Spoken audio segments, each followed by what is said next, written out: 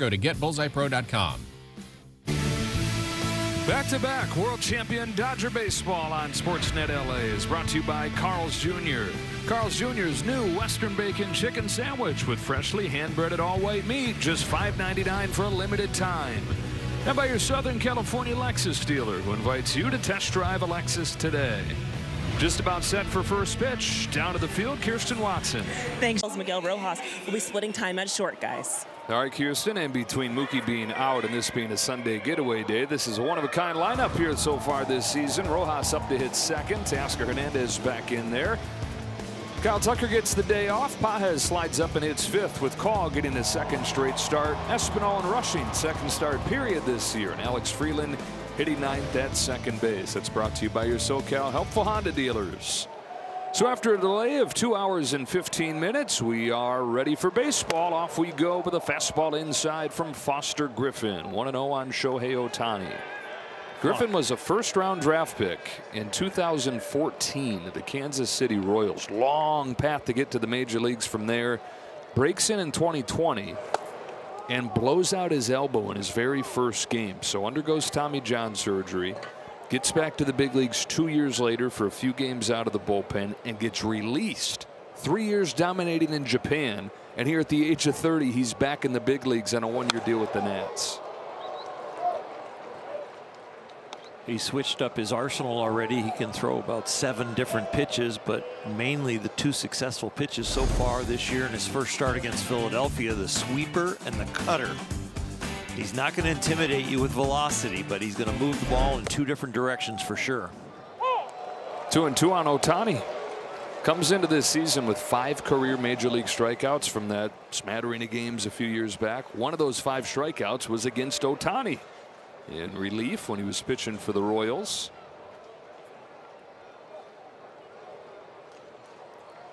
Here's his 2-2. And he gets Ohtani again. So 2 of his now 11 career strikeouts when he had what he did against the Phillies last week against Shohei. Not a very special breaking ball. Shohei just misses it. That's the kind of pitch he would love to hit. And if he'd hit it out of here, it would have been called a hanger. 1 away in this first inning. Miguel Rojas starts at shortstop for the first time this year. And hits second for the first time as a Dodger. Got to go back to his last year in Miami, 2022, to find the last time he hit this high in the order. One of the clubhouse staff was asking him for a signature on a bat before the game today, and he said, hey, the value of this just went up. You check the lineup? I'm hitting 2, baby. Nothing in 2. First hitter or the second hitter in the culture today is usually the best hitters on the team. So, yeah. Memorabilia. Stock up on Miggy stuff. 1-2 on Rojas. Came off of the bench for Betts yesterday. Went 0 for 3. Knocked in a run with a sacrifice fly. The Dodgers scored 23 runs in the 6 games on the homestand, and they've got 23 in the 2 games here this weekend. A chase and back-to-back Ks for Griffin.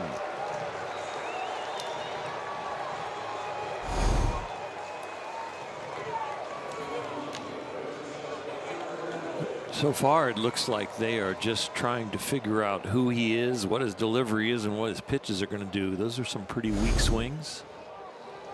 Beat the Phillies on Monday in his DC debut. 2 runs over 5 innings. Struck out 5 in that game. Didn't walk anybody. Teoscar Hernandez watches ball 1.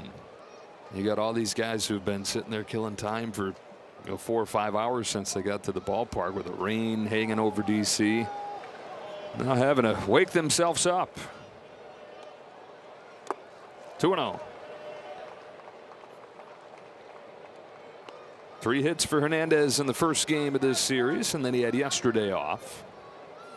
Teoscar was 1 for 10 in the season opening series against the Diamondbacks, but 7 for 15 since.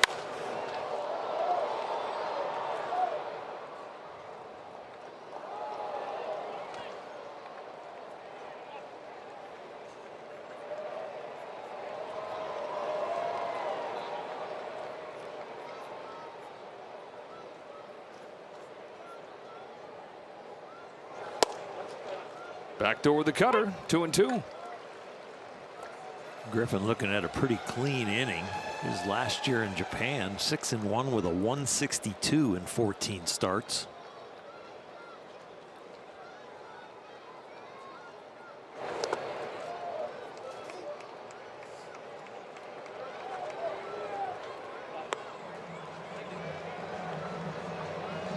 One of the original reasons the Dodgers signed Teo was to dominate left-handers, hitting in the 3-hole today.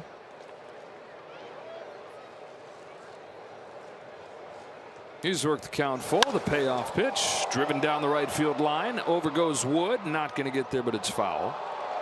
Nice catch.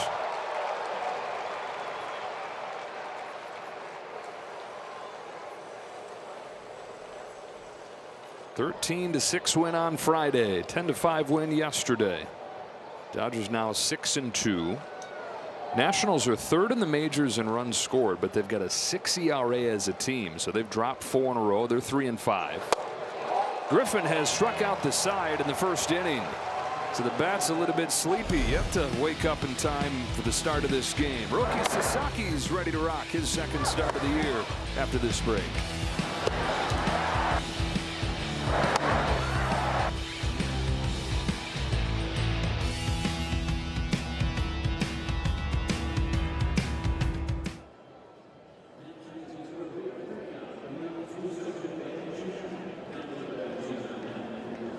It's his first start of the weekend with C.J. Abrams homering in 3 consecutive games, hitting 6th. Bibas, Ruiz, and Tena. First pitch from Sasaki is a fastball that's dribbled on the ground left side, and 1 pitch, 1 out. Santiago Espinal throwing Wood out.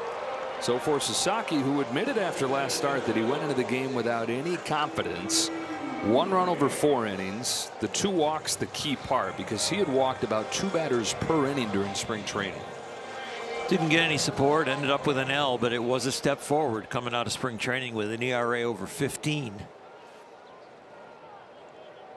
Nasim Nunez, switch hitter, climbs in, bats left-handed. Sasaki delivers and misses away.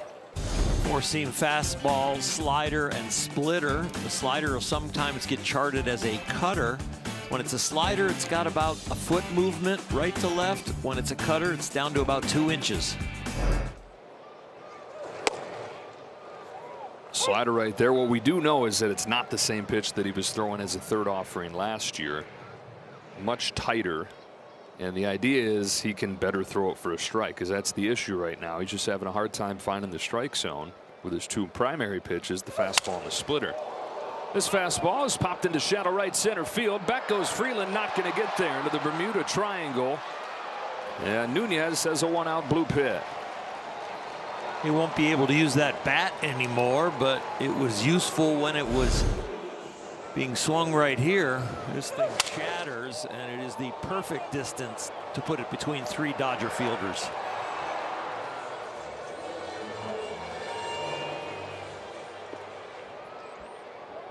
Nunez aboard, and he's got good speed.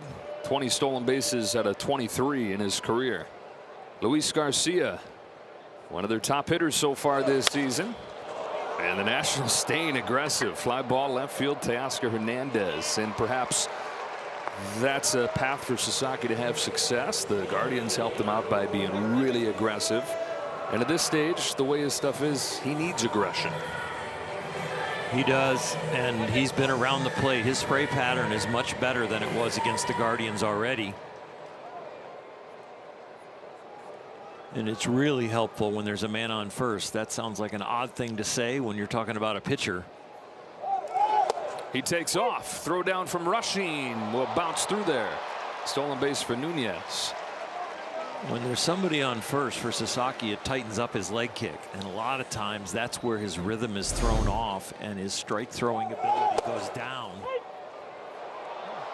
Miguel Rojas trying to get the 1-hop tag and have the glove moving towards the runner as he catches it, and just misses the leather. The hitter's Dalen Lyle. Scoreless first inning, runner at second, 2 out. Good pick by Rushing, 1 ball, 1 strike. Okay, so the obvious question is, why not, no matter whether there's a guy in first, get rid of the big leg kick? Yeah, I think he's still thinking that I can have the big leg kick, which will generate more power, which will keep my velocity closer to 100 miles an hour than if I use the slide step and abbreviated leg kick. I think internally he feels like I just feel better with the full leg kick, but this shorter leg kick that stays, the knee stays below the waist, really is the more consistent one that he throws better pitches with. And it's still 97. Breaking pitch rolled off of the hands to first. Sasaki to the bag, and he's got a scoreless first inning. Much more around the strike zone right there than he was against Cleveland.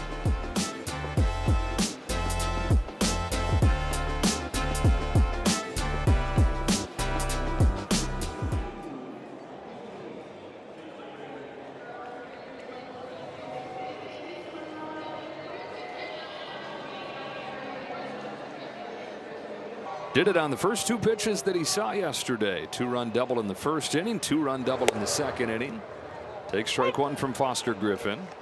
Had a little bit of crossover. The end of Chipper's Hall of Fame career was the very start of Freddie's. What's turning into a Hall of Fame career. Now this 0-1 pitch takes a little bit low, 1-1. It's no surprise that Freddie hits a lot of doubles, just the way he sprays the ball all over the field. And no surprise that he swings at the first pitch if he likes it. He is very aggressive, but he is very selective also. Good model for these young players. We're talking about trying to hone in that selective aggressiveness. First pitch, he is hunting something, and if he gets it, he attacks it. If he doesn't get it, he just kind of spits on it. Active leader in a lot of categories. He'd love to get that average up one tick. 299 for his career. Up the middle he goes to Nunez for the first out of the second. He's asking him about Chipper and passing him in the doubles list. That's great, but he said, what about home runs? Chipper's got 468. Freddie's at 369. Simple math there is he'd need 25 a year for 4 years. He's got 2 more left on this current contract, including this year, and he has said he would like to do another 2-year deal after that, which would take him through his age 40 season. So the question not as much can he play long enough, it's can he hit 25 home runs a year until he's 40. He said, can you picture me just hanging on trying to pass Chipper, just one more home run. Kershaw will be around just to remind him, like Freddie was with 3,000 strikeouts. Yeah, because Freddie was the guy in Clayton's ear, right? Like, lean into it, man. We know you want it. It's all right. He's yelling from first base at him when he was on the mound at what number he was at. Andy Pages here. No hotter hitter than this man. 9 out of his last 12 with another 3-hit game yesterday. And hitting 500, second in the big leagues. Those 15 hits leads everybody. He is spraying the ball all over the field. He looks like a professional hitter. He has covered up his Achilles heel, which is chasing the slider away. He does look aggressively selective. 2-1 from Griffin. Pages leaves it up and away for ball 3. Dave Roberts said he was still working through what the lineup's going to look like on a normal day without Mookie Betts in it, but he is hesitant to move Pages too far up. Said, look, there's a tax that pitchers have to pay for going through the guys we have in the top order of the lineup. Kind of like the idea of Andy continuing to benefit from that, take advantage of that. He's got a 1-out walk right here. Yeah, the first base runner for LA. Well, the other hitters have had their resume and had that responsibility of hitting near the top of the order. And Andy, when has had that in the past, last year, just struggled with it, with a little bit runners in scoring position, being a little too aggressive and chasing out of the zone. So Dave wants him to get real comfortable with this theory of hitting that he's using right now. Back-to-back starts for Alex Call. After he went the first 7 games of the year without seeing one. A couple 2-strike hits yesterday. Started for Tasker Hernandez yesterday, does the same for Kyle Tucker today. Both those guys set to play all 3 in Toronto. After taking that shot in BP off the chest, I was glad to see him get a few hits. Good lead at first for Pages. 1 ball, 1 strike. As far as how to divvy up the playing time in the middle infield with Betts out, Dave Roberts said that it's going to be a split between Rojas and Ha-Seong Kim at short. Alex Freeland's going to continue to get pretty much everyday reps at second, which is a vote of confidence for him and not wanting to disrupt what he's established. You know, he had beaten Kim out for the job, and then Kim shows up because of another injury. The thought is, well, you don't want to have Alex looking over his shoulder when he's done nothing to justify Kim being here. It's the injury that's brought Kim here. So most of Kim's playing time is going to come at short.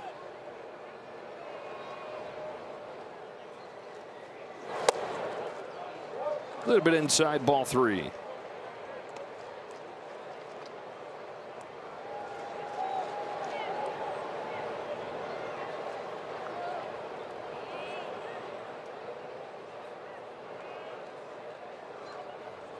Alex Call against his old club.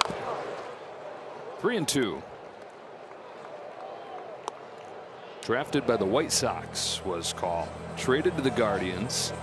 They released him, and the Nationals picked him up and gave him another chance. Handful of at-bats first couple of years. And then he came up in 2024 after starting in AAA. Bunch of injuries that they had, and hit above 340. Takes it upstairs for ball 4. Back-to-back walks. And the Dodgers with a threat here in the second. Much different inning here in the second than it was in the first, with the 3 Ks on 3 different pitches. He struck out with a sweeper, a splitter, and a cutter, but right now struggling to find the strike zone. Arm side high. How about that? That first inning was the first time the Nationals have had a starter strike out the side in the first inning in almost a year. Back to April 16th of last year. Ball 1 on Espinal.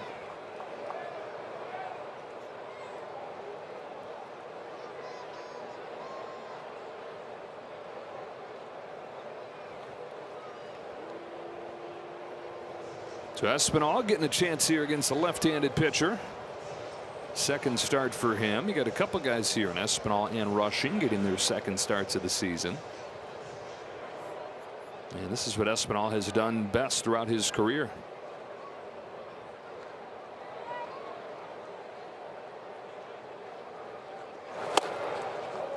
Ball and a strike. Out of Santiago, Dominican Republic is Espinal. Originally was a Red Sox farmhand, traded to Toronto at the deadline in 2018. He was on the other side of the deal that helped produce a World Series MVP that year. He went to Toronto in exchange for Steve Pearce, who of course went to the Red Sox and beat the Dodgers in that World Series. Espinal was up to the big leagues a couple years after that and was an all-star Dodger Stadium in 2022. On this 1-1 from Griffin, he tries to lay off and does. He's ahead 2-1.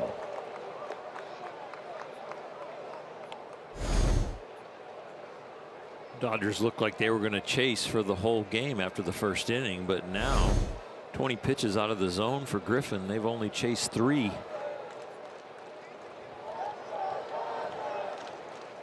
Pages at second, Call at first. Griffin to the plate. Espinal pulls one left side. Backhand Abram goes to second, and Nunez holds his foot in the bag. 2 out. First and third. Nice play by the shortstop. Abrams going into the hole and making an accurate throw, just accurate enough for the stretch to work, and he is definitely on the bag.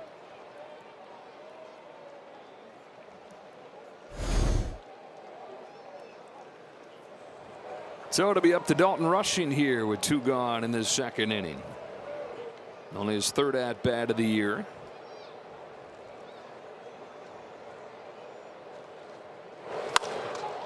Promptly grounds it to second. Nunez is there, and the Dodgers strand a couple in the second.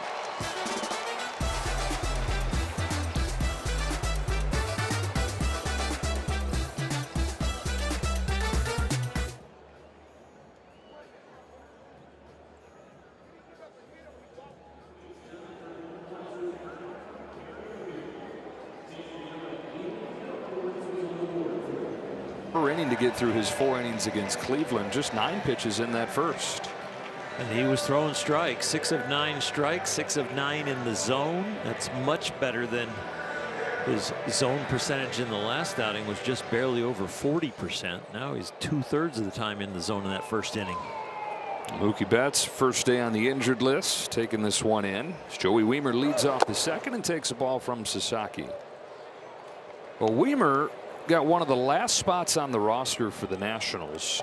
Homered in his very first at-bat and went on to tie a major league record by reaching base in each of his first 10 times up. And he hadn't seen the field the first 2 games of this series. Hey, come on, Skip, what do I got to do? Yeah, I got to actually break the major league record with that. Get me in the lineup. Tied Carlos Delgado's record. Back in 2002, Delgado reached in the first 10 times up.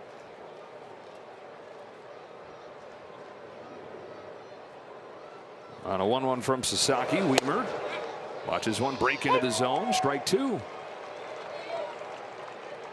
That slider slash cutter is going to range between 82 and 88 miles an hour. The ones that break bigger will probably be slower. The ones that are smaller and tighter are going to be harder. I was talking to Mark Pryor about that third pitch, and he said he's settled on that tighter version of it. Like you mentioned, number 1, he's throwing strikes with it. Number 2, it's not a different throw from his fastball and his splitter. He doesn't feel like he has to manipulate anything in order to make it spin. You're just ripping it like a fastball and you're getting that little bit of movement.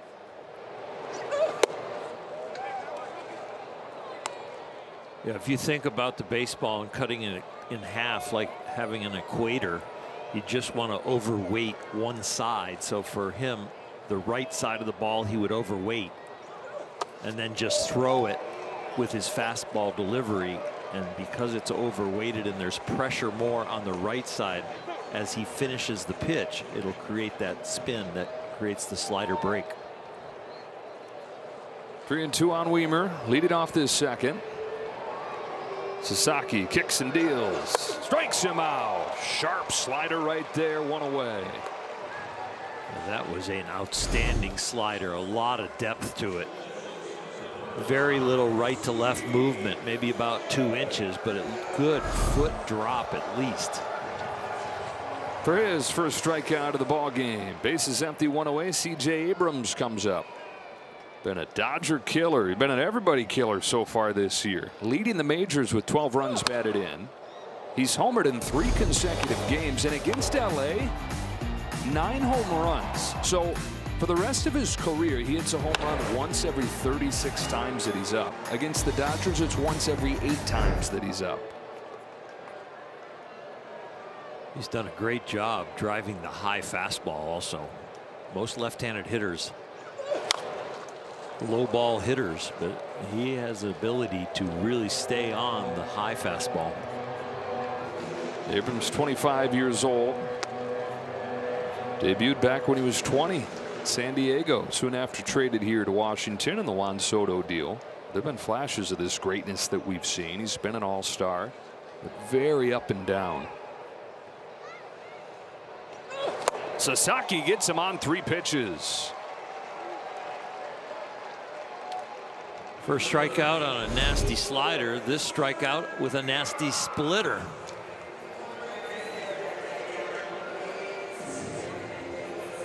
Just that tumbling action. The least amount of rotation for any split finger in all of Major League Baseball.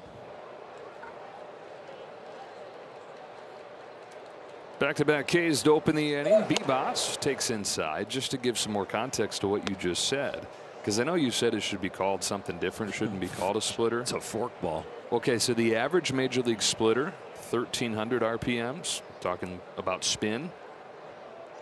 His splitter is 400 RPMs. It's like a knuckleball. It comes out of his hand, and so there's more cowhide, not laces, hitting against the air between the pitcher's mound and home plate, and that weight on the laces, it makes the ball fly straighter. On the cowhide, it makes it deflect.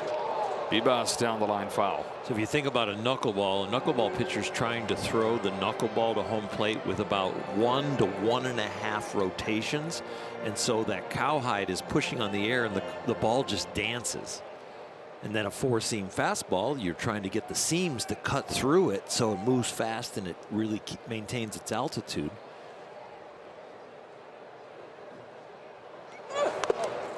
Seams pretty much cut the air, and the cowhide, the flat part of the baseball, the leather, pushes it on the air and makes it heavier and deflects.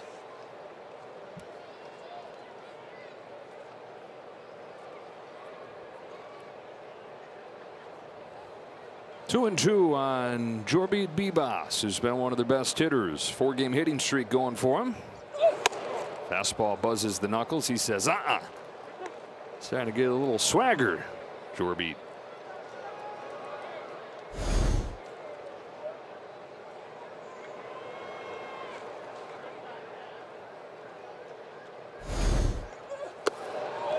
Takes the walk.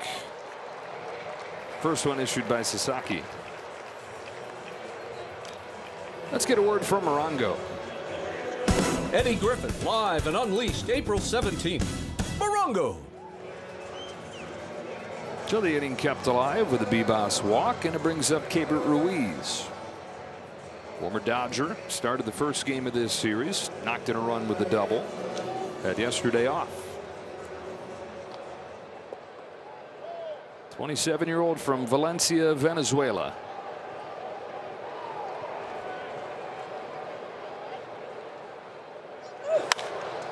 Lifts the first one he sees to center field for Andy Pages.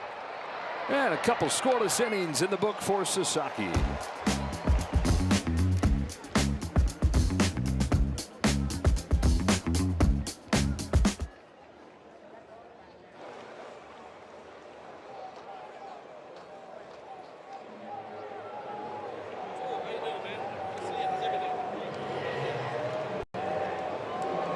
Between the Dodgers and the Nationals. Alex Freeland taking ball one from Foster Griffin, who's from Orlando, Florida, the son of a golf pro.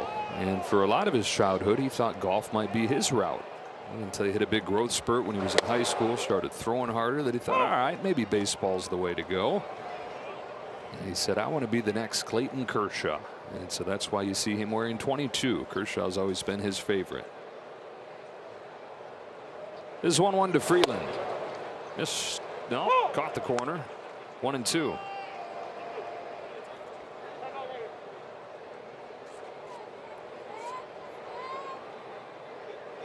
Freeland a hit and a couple walks in this series.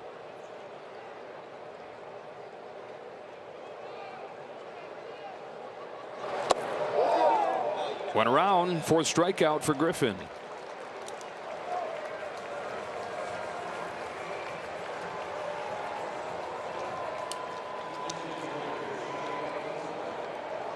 Second look at Griffin for the Dodgers as Ohtani comes up.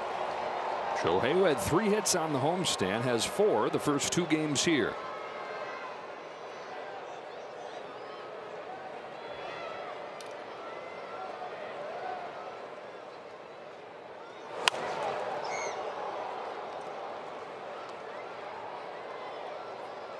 The only thing comfortable about this press box is foul ball straight back. You don't have to flinch. They're not going to reach us.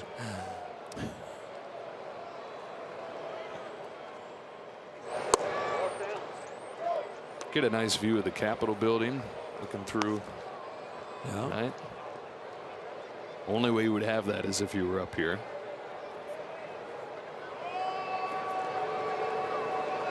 One pitch to Ohtani and misses low for ball 2. Can you imagine if it was Vin Scully's first broadcast and he had to get on the roof of this stadium to do the football game? We're way up here. Hammered to center field. Shohei Ohtani gone. Had that sound and then it flew out of here to start the scoring.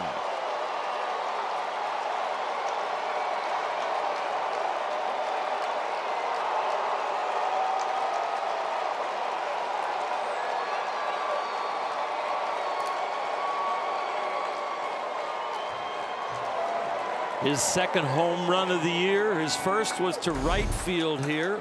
This one to center field. And of course, he's got oppo power. Does not play favoritism to which field he can hit him to. He decides to take this one to the deepest part of the ballpark. Dodgers up 1-0 on Ohtani's second home run of the weekend. The team's 14th of the year to lead the majors. Rojas takes in the dirt, 1-1. Ohtani hit the first of the 5 that they had on Friday.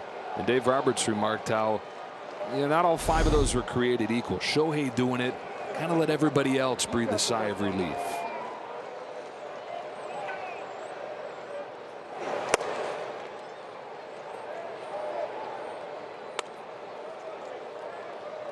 Not a real comfortable feeling to be Griffin and watch the offensive outbursts of the Dodgers the first 2 games and then come into this one, and second time around Ohtani takes you deep. Rojas smacks one up the middle, base hit center field. Each guy doing what he does. Ohtani cranking a home run, Rojas smacking a line drive single into center. Staying on this pitch, trying to go to the opposite field. A little lack of velocity on the pitch, takes it just up the middle.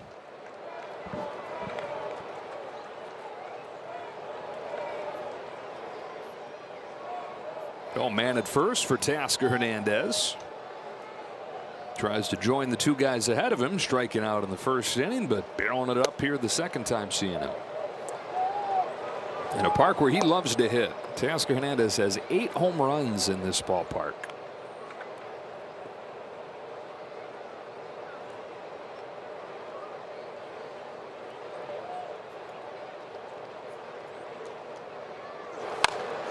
Punches one right side. It's got eyes. It's into right field, and it's 3 straight hits from the top of the lineup. A blast, a line drive, and a dribbler. They all count. Ohtani's counted the most. Does this mean Freddie Freeman's due to have like a little infield single? I think double down the left field line. Okay. Slicing double because of the left-handed breaking ball. He stays on it. I just meant if we were going to continue reducing the distance. That's true. Yeah. Let's get a word from Carl's Jr. What the cluck? The new Western Bacon Chicken Sandwich. Only at Carl's Jr. Freddie joked about the home run leaderboard. See if he could pass Chipper on there. Need 100 of them still. The one that's not joking for him, though, is the 3,000 hit club.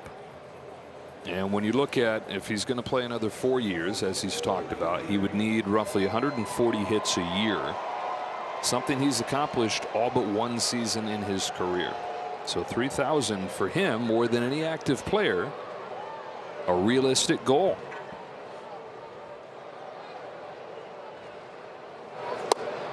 Just 33 members of the 3,000 hit club. Last one was Miguel Cabrera.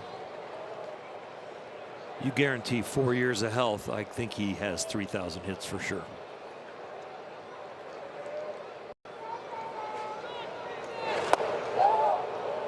Offered 0-2.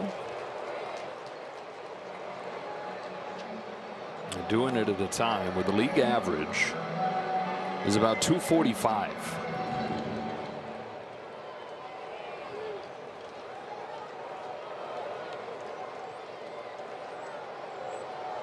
First and second, one away. 0-2 pitch to Freddie Freeman. Bounces in there. Ball 1.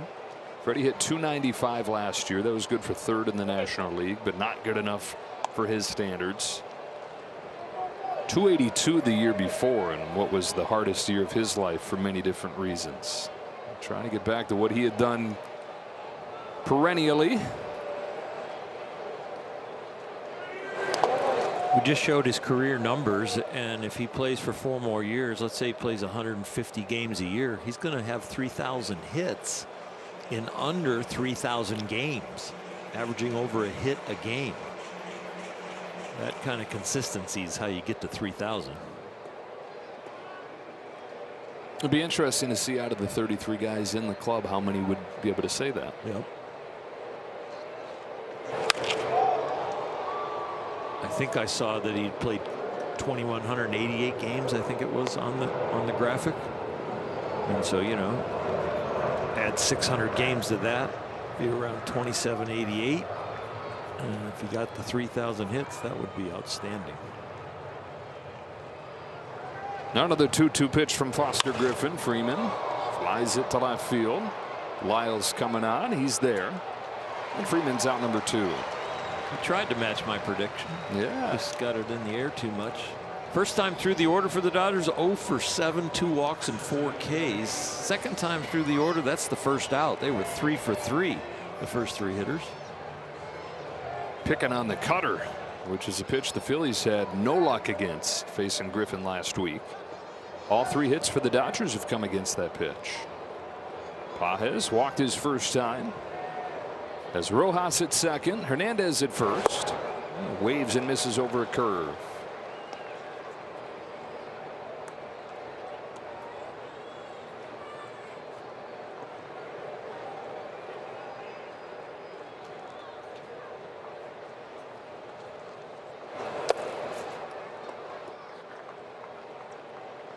Nationals desperate for somebody to give him something solid today. Michaelis and Irvin, the 2 starters so far in this series, gave up 17 runs together. Couldn't avoid those big innings. Pages rips at a high fastball. 1-2. I'm not sure we've seen 2 swings and misses from Andy Pages so far this year in the same count. 10 swings and misses total the first 8 games. He still hasn't caught his hit total. 15-12 Yep. hits over swings and misses. Get a hit right here, spread that out. The 1-2 flips it down the line, foul. Got a hit on a pitch like that yesterday. Yeah, this is a little different at bat than we've seen. He's swung and missed the 2 times. The first one, it looked like he lost his balance. That one, he kind of lost his balance also. Chased a high and away fastball with the second pitch. Get back into your game right here. See what he gets on 1-2 from Griffin. Here it is. Takes a splitter down and away, and the count evens up. And you can see that he's frustrated coming out of what he's done so far. A little uncharacteristic. Yeah, Griffin's arm angle is really low, coming far from the first base side, and he's trying to hit that outside corner. It's got to feel like it's a mile away from Andy. 2-2. Got him. 5th strikeout for Foster Griffin. Shohei Ohtani, though, did not miss. Echoes through this ballpark. The crack of the bat and then the flight of the ball. 1-0 Dodgers, middle 3.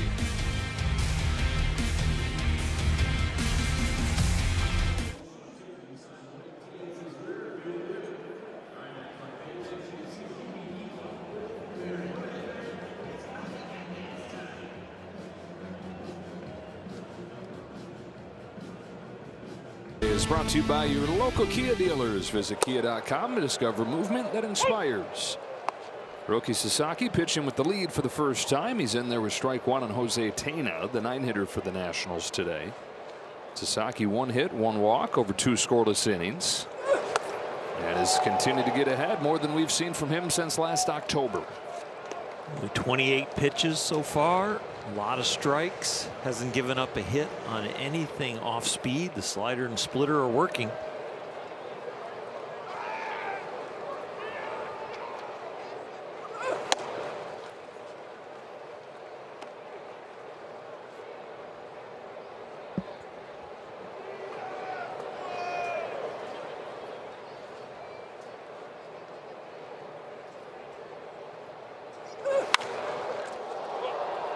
Left center field.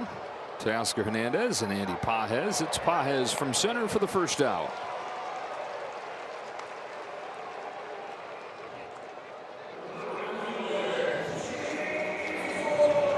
So Sasaki's retired the leadoff man in all 3 innings. James Wood grounded out first pitch of the ball game. Comes up. Wood now 4 for 37. 16 strikeouts this year.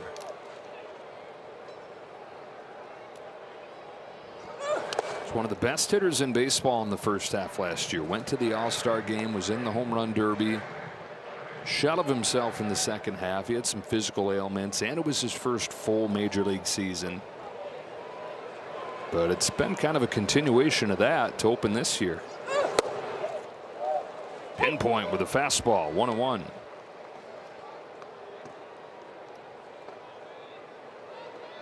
He chases less than average. He's a really patient hitter, sometimes too patient where he puts himself into bad counts. But it's not like he swings and misses in zone more than anybody. So when you really dive into the numbers, it's hard to find why the strikeouts are so extraordinarily high.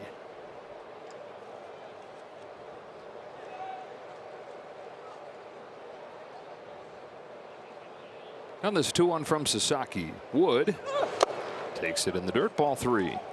You made a comment earlier during the rain delay about how amazing Aaron Judge is with his size and his consistency. Where with Wood, sometimes people will use the excuse of, well, he is big and that's a long lever system. Takes the walk here, and that's more the norm, right? It's like 9 out of 10 of the guys that are his size or Judge's size. The swing gets too long, the strikeouts are through the roof, and they might hit for some power, but the average is never going to be pretty. Aaron Judge winning a batting title, hitting above 330, along with the power, along with the strikeout rate that has dropped through the years. That's why you're looking at one of the all-time greats. Second Sasaki walk. Wood is at first, and Asim Nunez takes a fastball for a strike. Nunez singled his first time and stole second base. Made the team for his defense mostly and his speed. Yeah, it's been back and forth between AAA and the majors last couple of years. That defense showed up right away. He had the defensive play of the week opening week at Wrigley Field. He's playing shortstop and was shaded up the middle behind second. Had this diving play into short left field, and they got up and threw the guy out at first. And that is what he's known for. Born in the Bronx, a couple months after the Yankees won their 3rd straight World Series in 2000, and he grew up wanting to be the next Jeter, like a lot of kids his age. He was right there, right in the backyard of the Yankees, watching that unfold.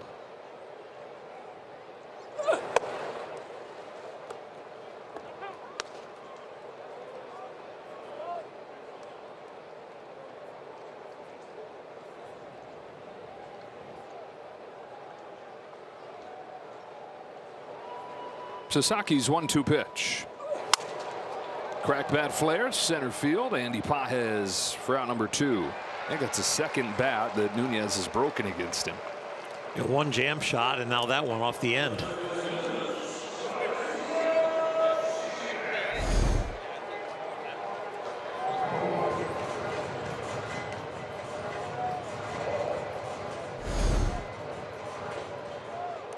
Dodgers up 1-0 on Ohtani's home run. Wood at first base with 2 out for Luis Garcia.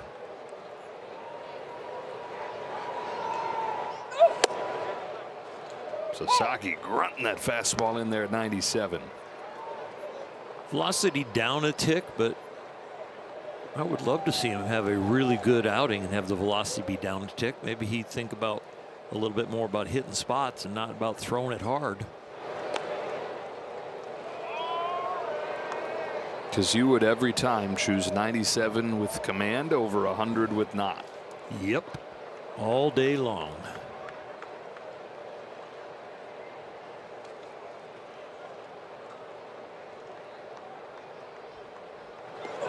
Take 94 with command.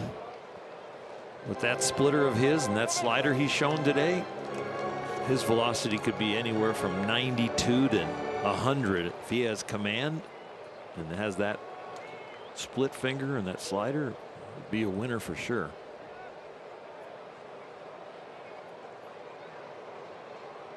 Here's 1-1 to Garcia. Tomahawk to right center field and deep. Back it goes and gone. Luis Garcia continues his wonderful weekend with his first home run of the year, and he's flipped the score around. 2-1 Washington. You be the judge of the command on this pitch. He wants it back. These are the kind that leave your hand and they go, oh, especially if they foul them back or take them. But when they swing at them and they're right down the middle, up, it gets real juicy for a hitter, especially a hot hitter.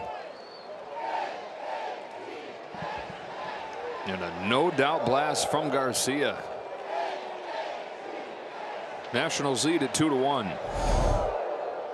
That's the home run that he was missing from the cycle in yesterday's game. Well, Dylan Lyle into center field. Pages chugs forward, makes a running catch, and ends the inning. A walk to Wood, a home run from Garcia, and the Dodgers trail by a run. Night on April 14th. Purchase a special ticket package for a Dodger-themed healthcare jacket. Visit Dodgers.com/promotions. A couple home runs accounting for the scoring in this game. Ohtani with a solo shot for the Dodgers. Luis Garcia with a 2-run home run for the Nationals. Alex Call leads off and takes the ball from Foster Griffin. Walked his first time. He's been on base 4 times in 2+ games this weekend. Building off of what he did somewhat quietly during the postseason, but he was on base more than half his times up during the playoffs. Continues that here with a leadoff hit, dumped into left field. Dave Roberts wanted to get him in here, especially because it's his old club. A lot of guys play inspired ball when they go back home. Alex is doing the job.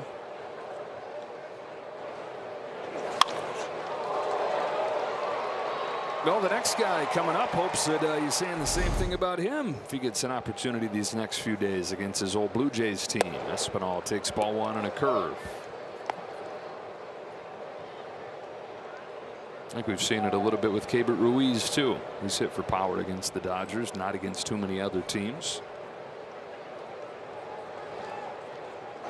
Espinal, who's got a dozen sacrifice bunts in his career, watches a curve miss. 2-0. Washington is pinched in at the corner, especially at third, where you can be a little more liberal without a runner over there.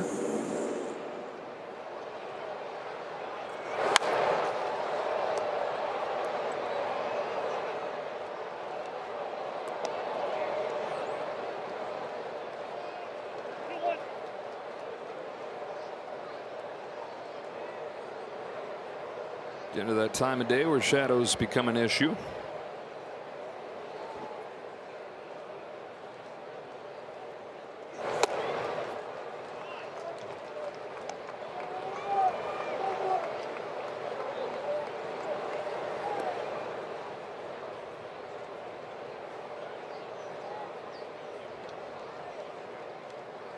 Call takes his lead at first as the tying run as the 3-1 comes home and it's fouled off. Griffin sticking with that cutter. That's the pitch the Dodgers have hit today. 3 of the 4 hits have come off it. Dodgers have set themselves up to lead baseball in comeback wins this year. They have 4 already, which is tied for the major league lead. They're going to have to get their 5th. Call's leaning. He's not running. Espinal bounces one left side. Abrams will go to second for 1. Over to first. In time, a double play. Abrams, Nunez to first. 6-4-3, 2 out. That is an elite turn at second base. This feed a little bit on the slow side, but this is crazy. Wow. Nasim Nunez is 5'8", 160 pounds, but he's got one of the best arms in baseball. He averages 92 miles per hour with his throws. He's rushing with the bases clear after that twin killing, taking a strike, and he said, I know people think little dude, not going to have much of an arm, and so I try to prove them wrong every time I throw it.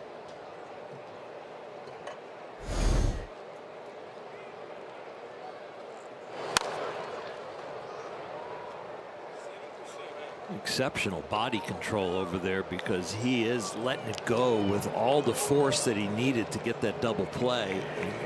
The exhaust of his back leg, the follow through, able to take it over the runner's head. Look a little like Pedro there. It was awesome. Yeah, I think they have just called a pitch clock violation on rushing for strike 3. Man, oh man, when your guy is only going to get a handful of at-bats a week, to have one of them end like that, sour taste. Back-to-back world champion Dodger baseball on SportsNet LA is brought to you by Jack in the Box. The hot mess is back as a munchie meal for Jack's 75th anniversary.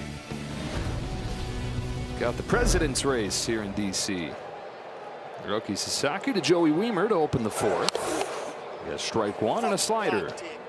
Nationals have a 2-1 lead and a home run from Luis Garcia. Sasaki, who needed 80 pitches roughly to get through 4 innings against the Guardians, is at 45 as he goes into the fourth here.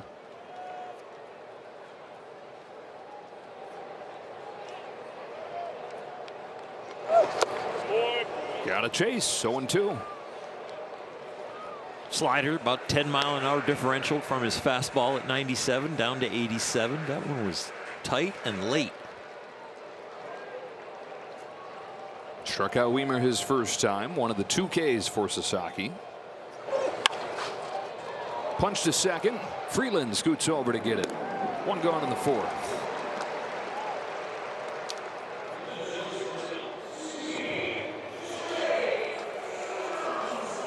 And now C.J. Abrams. Took him just 3 pitches to strike out Abrams his first time up.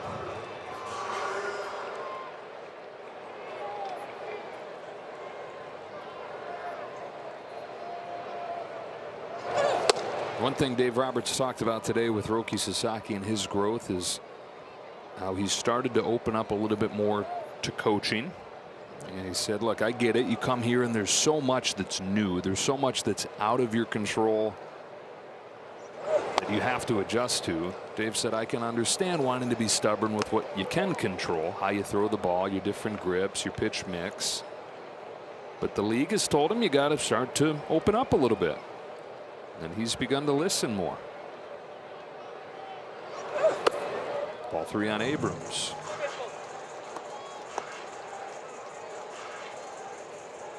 Doc thought going into today, coming out of his last bullpen, as good a spot as he's been in physically and mentally in a long time.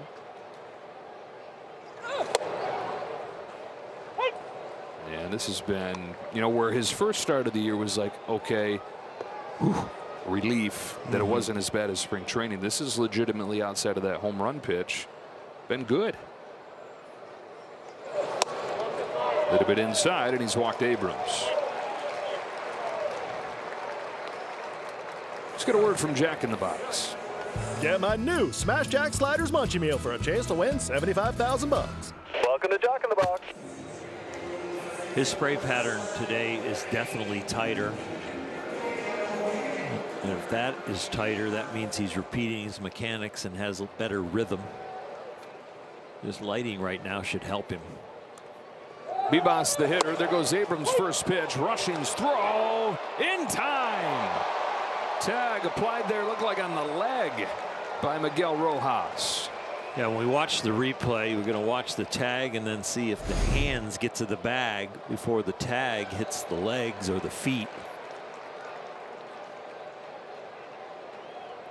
This will be a pretty good look.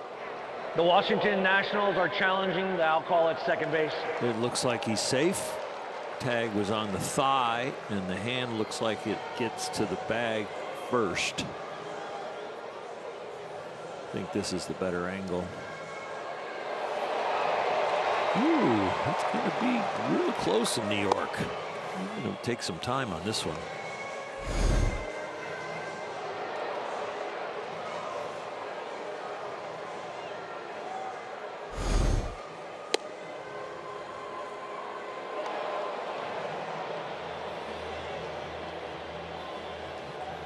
You can see why Washington challenged it.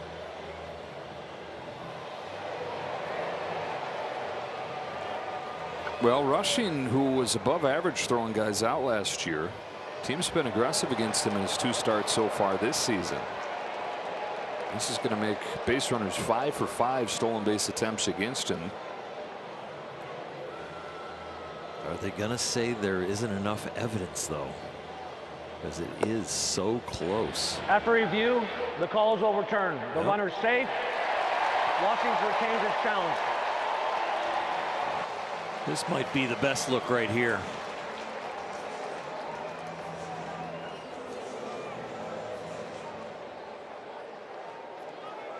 Second stolen base for Abrams. Among the leaders in baseball the last few years. 3 consecutive 30 stolen base campaigns. This one puts him in a scoring position. Ball and a strike on Bibas.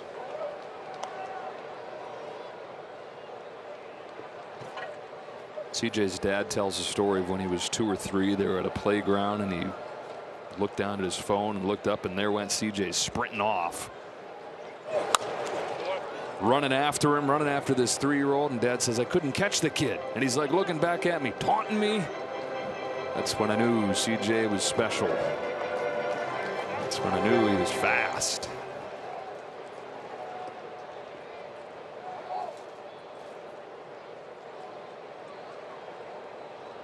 Sasaki to Bibas, the 1-2.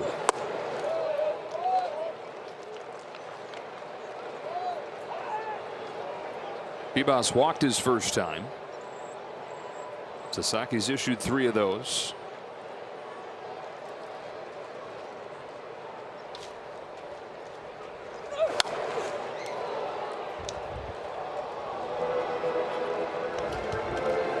Mickey Rojas coming in with some veteran advice, possibly about the runner on second relaying location. Colin Dalton rushing out also.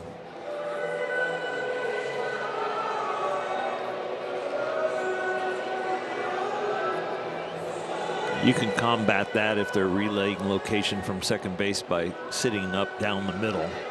And then once you start your delivery, you can have your catcher shift to one side of the plate or the other. That's a fair amount of communication going on there without an interpreter for Roki.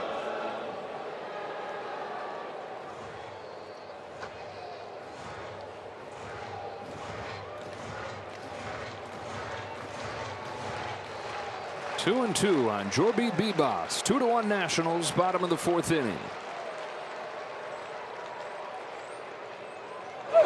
Sasaki strikes him out.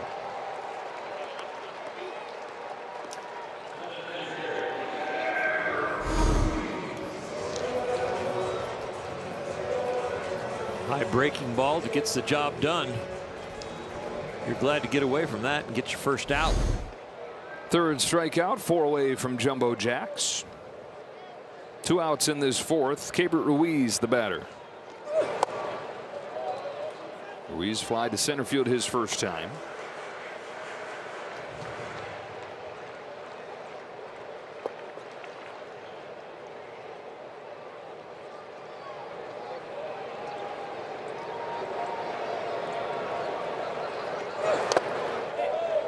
Ruiz, who had a home run in his first swing in the major leagues. And he got called up to the Dodgers. They were in Anaheim. He was one of their top prospects at the time.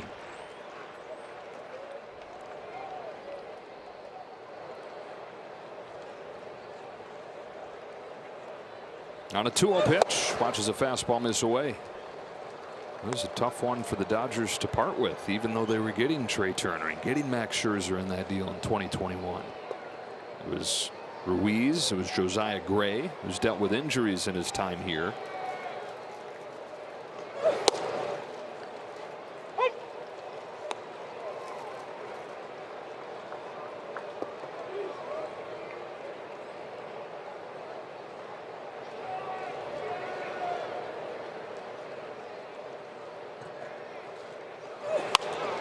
Kind of a half-hearted swing. Ricochets off of the bag, and the Nationals and Ruiz living right. Abrams in to score. A bank shot, base hit, 3-1 Nats.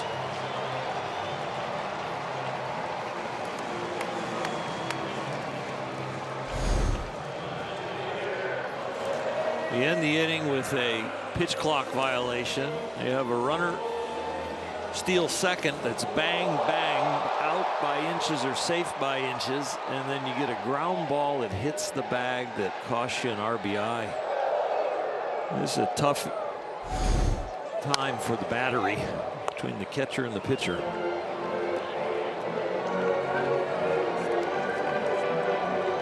So the lead is 3-1 for Washington. Statcast gave that bouncing ball a 4% hit probability. And then it found the base and found right field. Tanu flied to left his first time.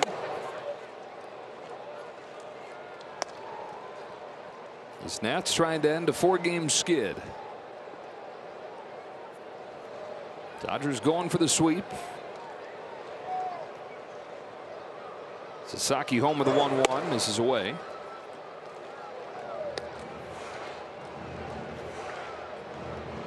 Earlier I said the spray pattern was a lot tighter. It's starting to widen now.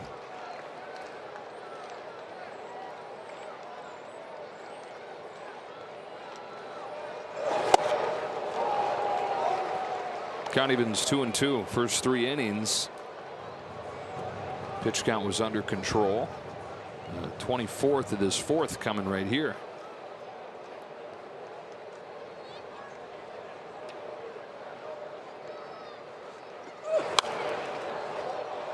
The slider has been the better command pitch of the 2 off-speed pitches.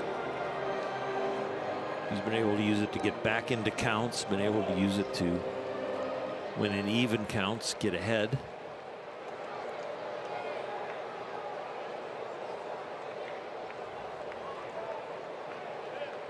Roki tries again with a 2-2. Tina swats one the other way, base hit. 8 and 9 in the Nationals lineup. Back-to-back hits with 2 away. Something the Nationals did really well on their season opening road trip. Hit with 2 outs. Nationals fortunate on the last 2 hits. This one 6-8 inches off the plate. He just sticks his bat out there and finds some air. And then the ground ball that hit the bag. Sometimes baseball probabilities work against you, but the reason they're working against Roki today is because of the 3 walks. 2 have scored. The free passes will make the baseball probabilities bite you.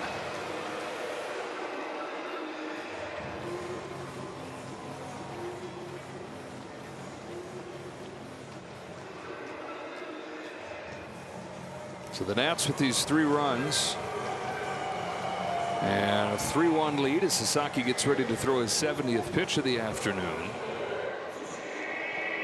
Back to the top and James Wood.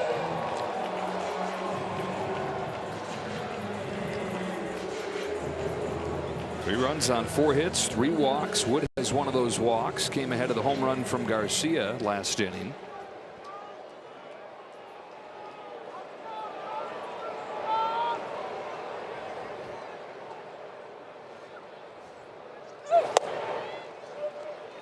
Strike with a fastball.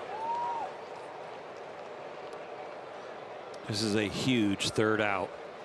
This guy could turn this into a little bit of a laugher if he goes deep and get him out. Keep the Dodger offense close. Ahead of him 0-2.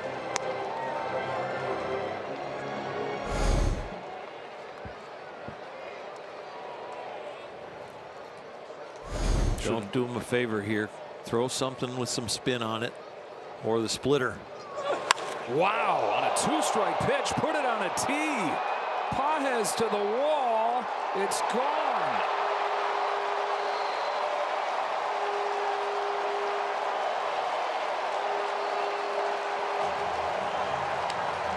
The hanging splitter. He got him on the pitch before with the check swing and just buried it. And so you know that the hitter is swinging the bat.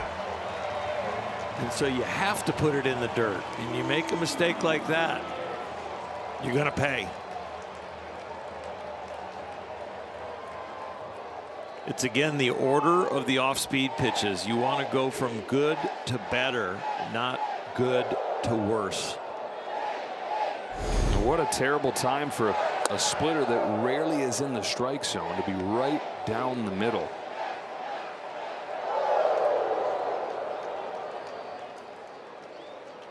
James Wood doesn't miss. He's got his 2nd home run of the year, and the Nationals have a 4th spot in this 4th inning.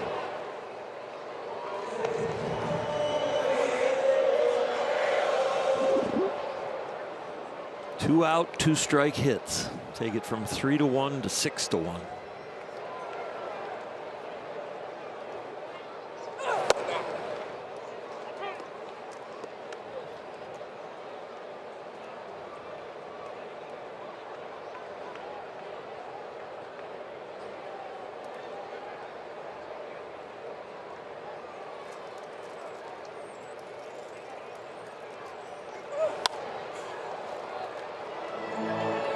Dave Roberts doesn't have anybody up in the bullpen because he probably doesn't want to have a depleted bullpen going into Toronto. The Dodgers have already won this series. He'll use his bullpen pieces accordingly, but I think he wants to get another inning out of Sasaki. And then if the offense starts to climb back into this one, he'll start picking the right pieces down there for a close game, or if the Dodgers can crawl back ahead. They mentioned 90 pitches for Sasaki today.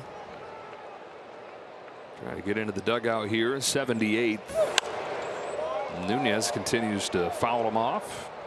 They can burn more bullets.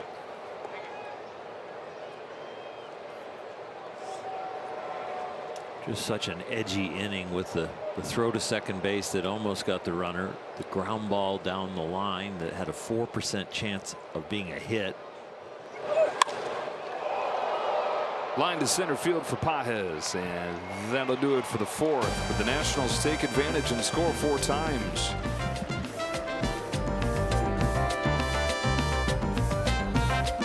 On April 10th, it's a big day. You'll take home a Shohei Ohtani's greatest game bobblehead presented by Synchron.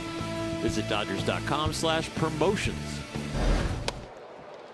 Ohtani's due up second in this inning. Dodgers with some work to do now, down 6-1.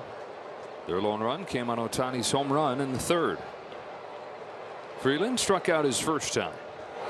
Getting a start against a left-handed pitcher today. Switch hitter, flips around, bats right-handed. Better side is the other side. But trickled down to the Mookie Betts injury. More opportunities here for Freeland. On a 1-1 pitch, takes a curve in the dirt, ball 2. The Dodgers down 5 here. They've averaged about 6 runs per game this year. Average over 10 runs per game this weekend. And you know, after Griffin, the bullpen, the biggest weakness, and a team full of them. 78 pitches for Griffin here in his 2nd start in the major leagues. Period.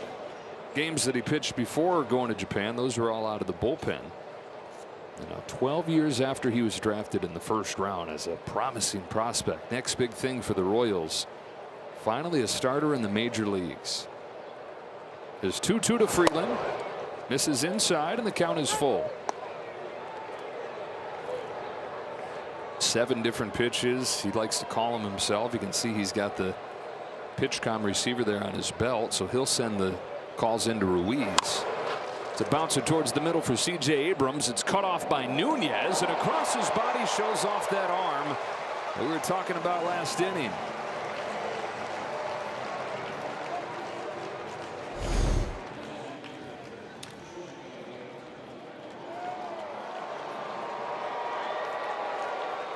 That's a very athletic play. To get the leadoff man, important in front of this guy.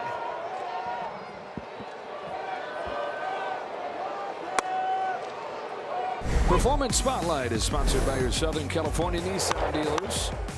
A couple home runs, 5 knocked in this series after he didn't have either or one of either of those things on the homestand. Coming into this series, Dave Roberts said he thought Ohtani was anxious to hit, and he has produced. I think the anxiety is down. A few more pitches to swing at in this series than he was getting the first 2. Does not like to walk. Will take it for the team, but would rather get strikes and hit the ball. He will head up to Toronto, which was a finalist for him. He's a free agent a few years back.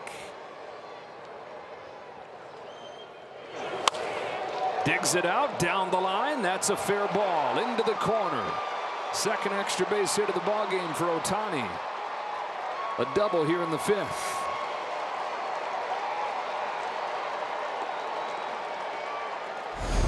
Well, the biggest weapon just hit a double, but the guy coming up to the plate is a weapon against left-handed pitchers this year. He is 4 for 8. Miguel Rojas is off of lefties. Maybe he can help push Ohtani around.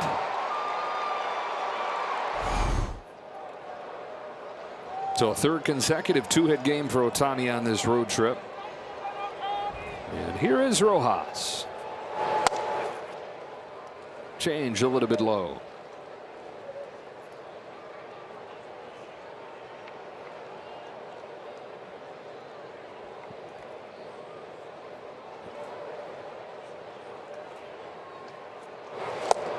What kind of reception do you think he gets from that Rogers Center crowd when he's introduced tomorrow?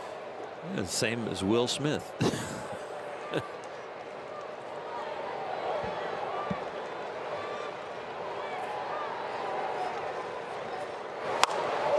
Up the middle, caught by Nunez. The thing that I'm interested in seeing is the fraternization possibilities during batting practice between the two teams behind home plate or out in center field. I wouldn't want to be talking to a Dodger if I was a Blue Jay. As close as you came to winning a world championship and seeing the rings that they received compared to the ones you got, and just there's got to be some serious motivation for them. Up to Tasker. Hernandez are 2 away. They're saying, wait a minute, you mean your ring doesn't have a ring inside it?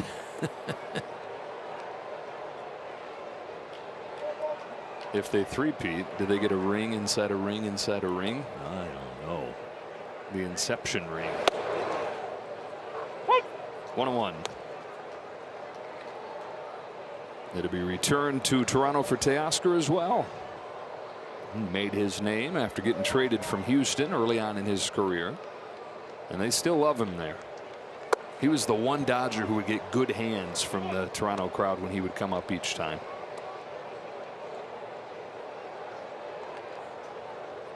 Reunited with his offseason workout partner too, and Vlad Jr.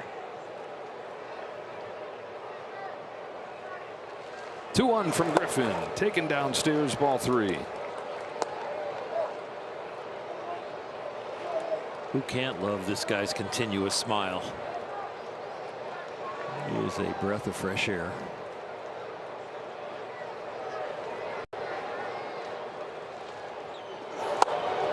Takes the walk. Dodgers with a chance here to chip away at the 5-run deficit with Freddie Freeman coming to the plate.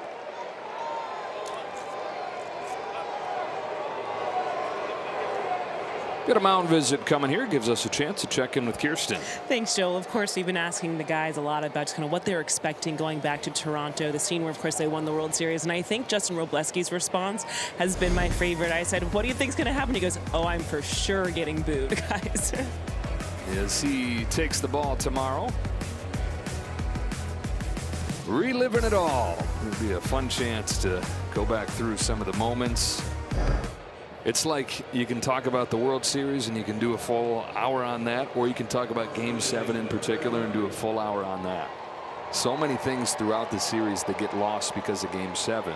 So many things within Game 7 that get lost because there were just so many things. Freddie Freeman, who is the Game 3 hero.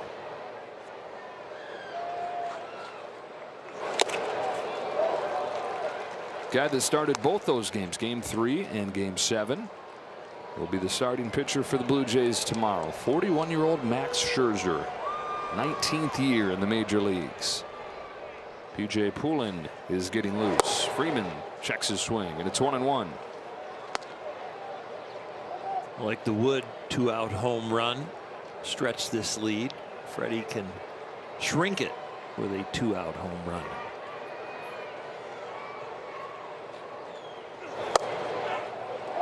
He's ahead 2-1.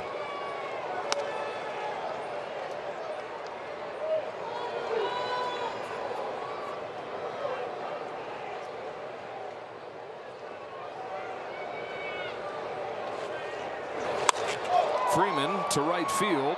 Wood makes the catch. Dodgers strand a couple halfway home in D.C.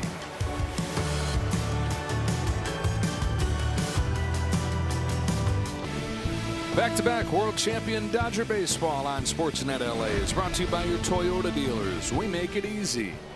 Luis Garcia leads off, fouls off Sasaki's first pitch. Cherry blossom season here in D.C. Those cherry blossoms came as a gift from the mayor of Tokyo back in the early 1900s. Symbolic of the friendship between the two countries, which we get reminded of all the time watching Dodger baseball.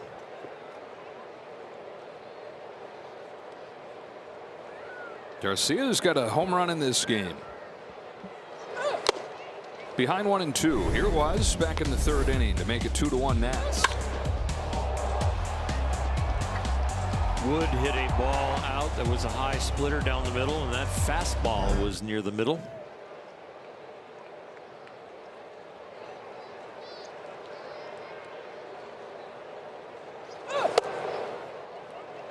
So how should we feel coming out of this game from Sasaki? So far, I would just watching it. I felt really good in the first 2 innings, but as the spray pattern started to widen, what happens is it's a lot of hitters counts, it's more walks, and then when you throw a strike, it's near the middle of the plate, and that's not a good equation. And so, you know, to be a successful starter in the big leagues and for his growth and that arrow to continue to point up, he's going to have to get more consistent with the tools he brings to the game. Strikes out Garcia, brings up Dalen Lyle.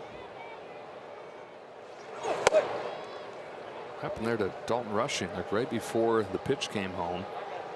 It's like a little dirt came out of his glove or something, maybe, as the ball hit. I don't know. It was before that. And he pulled his earpiece out. Oh. That had something to do with it. Again. Hey, we can tell you from experience, your earpiece starts popping out, it is distracting. Ah.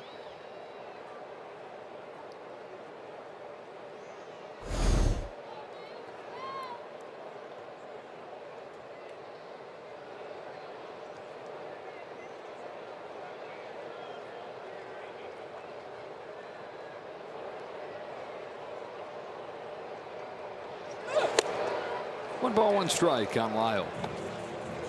I was thinking the other day, why not have the umpires wear an earpiece in this day and age of it's harder and, you know, on the corners and you get judged, to have an idea of what's coming? Exactly. It is outstanding the way they call a game and don't know what's coming, and now the catchers have that advantage as far as challenging the ABS and the umpire. So yeah, you might as well let the umpire know what's coming too.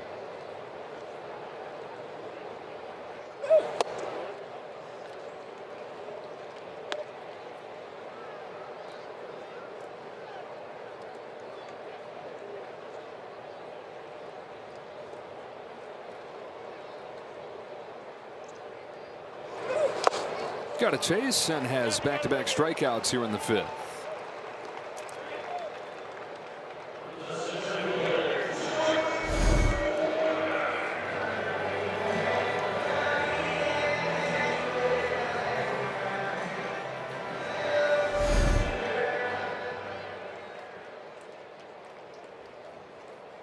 Sasaki looking to get through 5 innings here.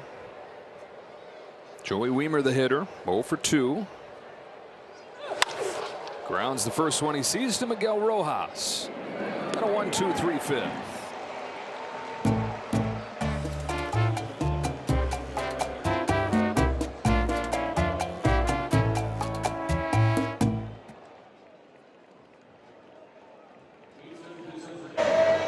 Celebrate our classroom teachers on April 11th. Purchase a special ticket pack for an exclusive Teacher Appreciation Night crew neck sweater.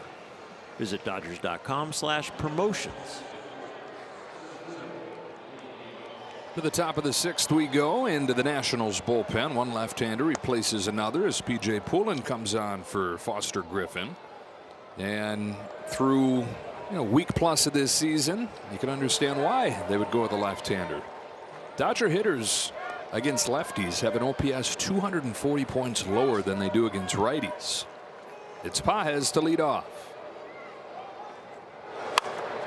Rockets one foul. Pullen's 5th outing. Got a 3 ERA so far. He's going to throw you a lot of off-speed stuff, especially the sweeper. Almost 50% of his pitches so far this year have been that.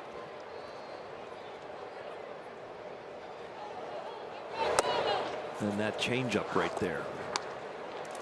Between those 2 pitches, you're about 2/3 of the pitches you're going to see. One going left to right, the sweeper, and the changeup going away from you as a right-handed hitter.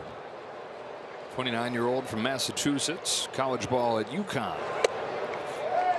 Off the top of the zone with a change, strike 2. We haven't had an ABS challenge in this game yet.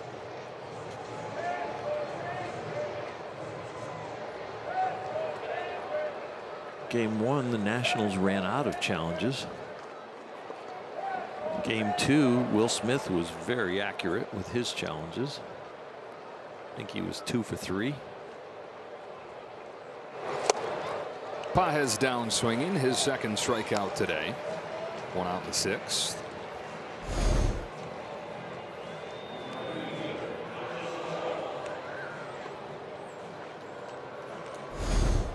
Got a few right-handed batters on the bench for Blake Butera as the Dodgers get ready to go to Alex Vesia. Left-handed heavy lineup today.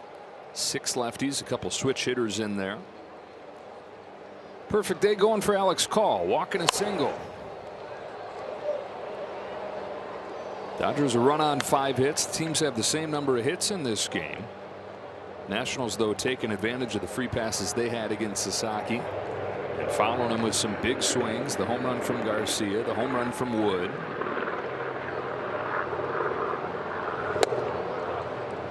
One and one on Call.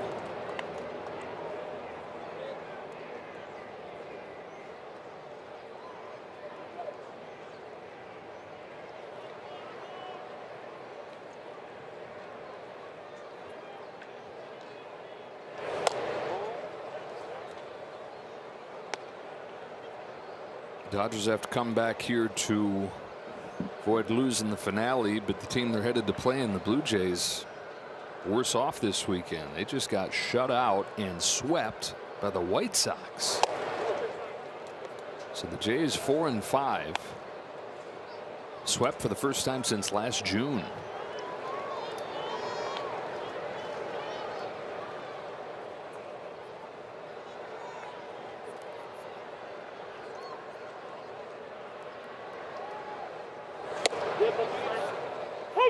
Three and two on Call.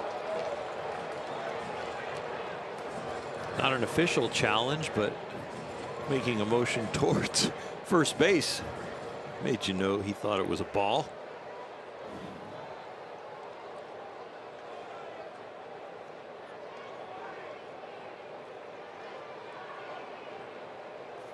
On a 3-2 pitch. Alex Call ropes one to left field, another hit. Lyle hustles over there, backhands it. Call sprints for second. He'll get there. Walk, single, double for Call. Some of that coming home inspiration, and he has barreled it up. Thought he had to walk the pitch before. Stay here and hit a double.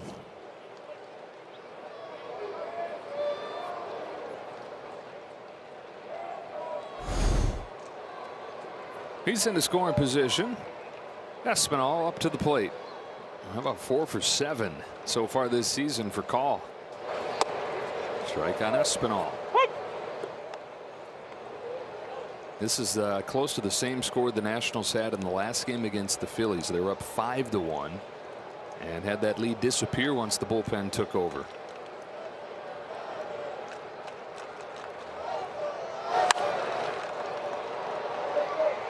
The last 4 games for the Nationals, their bullpen ERA has been almost 6. So the Dodgers still have a very good chance right now, the way they've been throwing the ball.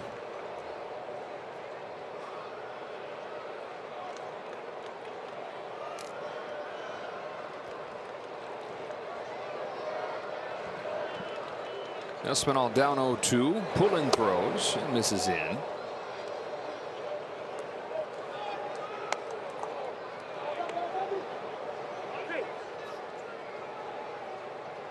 Looking for their first hit today with a runner in scoring position.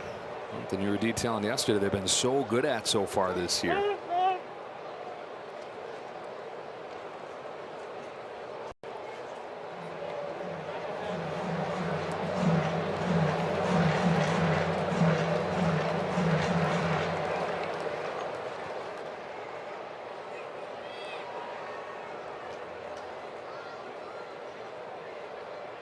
Here comes the 1-2. Espinal leaves it low.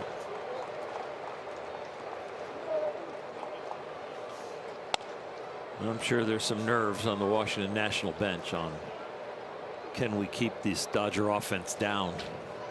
Can we squeak out a win and not get swept at home?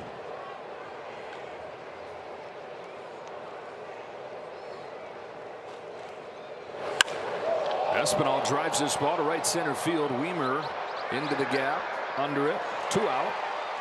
Called advances to third.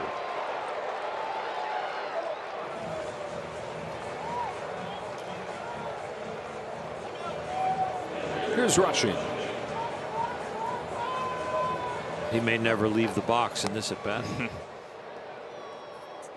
Is it the 8-second mark that the hitter has to be ready to take a look at the pitcher? Be attentive. Called out. Pitch clock violation for strike 3.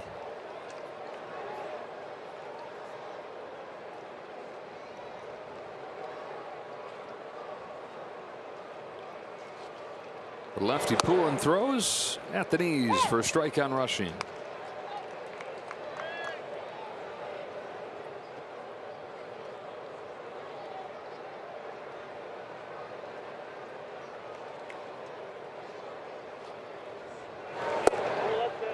A little bit low.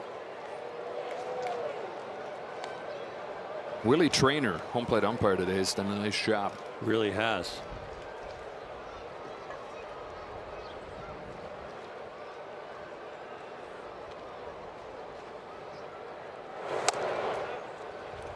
Two and one.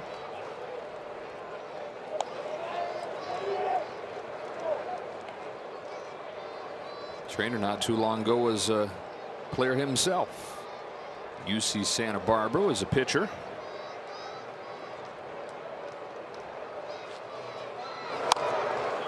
Two and two on Rushing.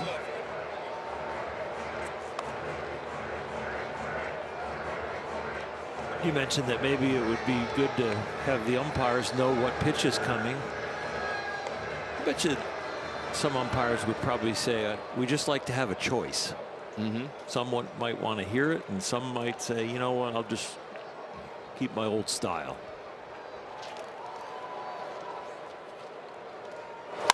Rushing lifts a fly ball to deep right field. Wood running back onto the track at the wall. There it goes. Rushing's first home run of the season has the Dodgers back in this game.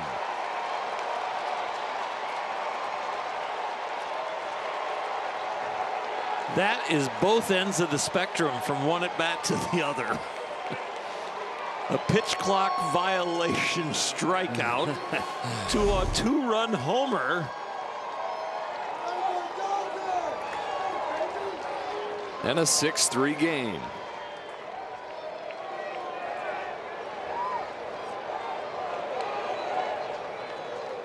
Both teams with 2 home runs. The Dodgers are 5-0 when they out-homer their opponent. I guess they're looking for one more long ball. Strike on Freeland. 5th home run of Rushing's career, his first against a left-handed pitcher.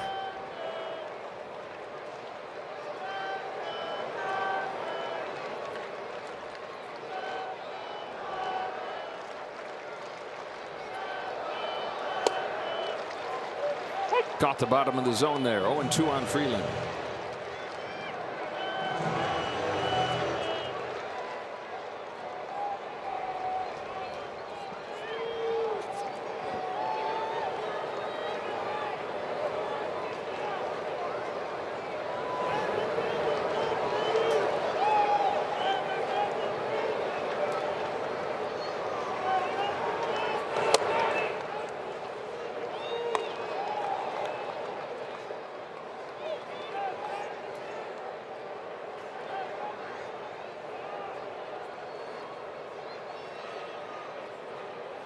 1 ball, 2 strikes. Freeland takes ball 2 with Ohtani waiting on deck. Not in the dugout yet. The Nats did it with 2 outs and 2 strikes, a 3-run homer in the 4th. The Dodgers 2 out, 2 strike, 2-run homer here in the 6th. And now a 2-2 pitch. Freeland spoils it. We'll do it again. There's a right-hander warming down in that Nationals bullpen. That'd be for a couple of hitters from now. Andre Granillo. Poulin's hoping that he can take care of Freeland here, not have to deal with Ohtani. 6-3 game, top of the 6th. 2-2 pitch. Backdoor, strike 3. Dodgers, though, cut into the deficit. Dalton Rushing launches his first homer of the year. Middle 6, 6-3.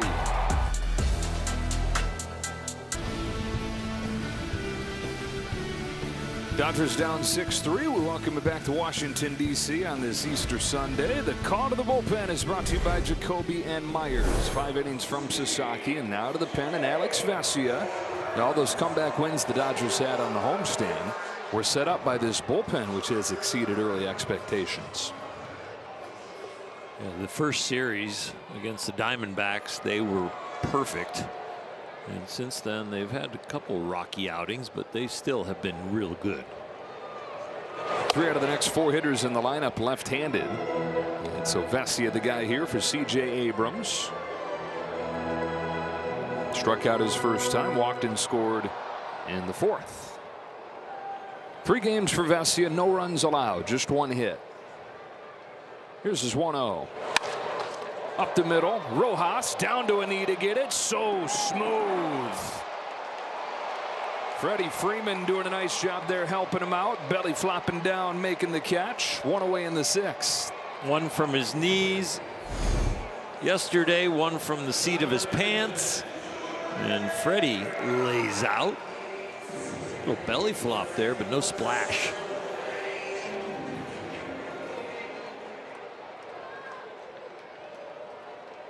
That's good. No, no pain, no rash on your chest from jumping in. Exactly. Oh, it stings so bad. Bebas. Be really hard to do a cannonball and be a baseball player on this field.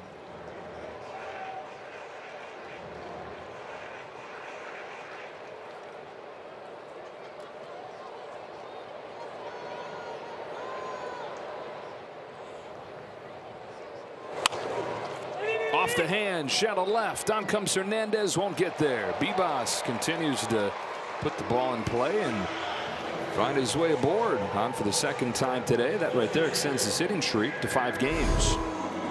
Alex Vesia in his 4th outing. You mentioned that he'd only given up 1 hit until this swing. The hit was a right-hander. They're 1 for 10 off him. Now the lefties are 1 for 5 off of him. Here's a switch hitter out of this stretch of left-handed hitters in the lineup. Ruiz, 1 for 2, knocked in a run with a single his last time.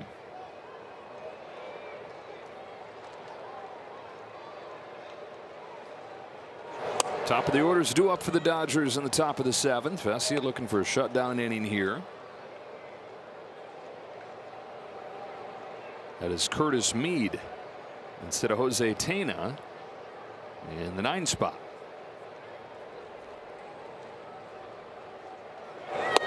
Curtis Mead, Brady House, Jacob Young, all right-handed hitters available off of Blake Butera's bench today. Everybody's going to play on this Nationals team, and just about everybody in this organization is going to play. Made some hints about, hey, there's a chance they set the record for players used in a major league season. Fly to center field, no big deal for Pajes. Ruiz is out number 2. See what they got, right? They're probably not going for a playoff spot this year. Going to give a bunch of guys opportunities and see who those pieces are to build upon. Curtis Mead, new to the organization. They traded for him from Chicago last week. He was impressive yesterday. Some long at-bats. Went 1 for 4, doubled in a run. Yeah, one of the main assets for an organization like the Nats and where they are in their development is playing time. And you do need to use it and give people opportunities to be exposed to the big league level, see how they react to it, see if they can function at it, and maybe even see if they can succeed here.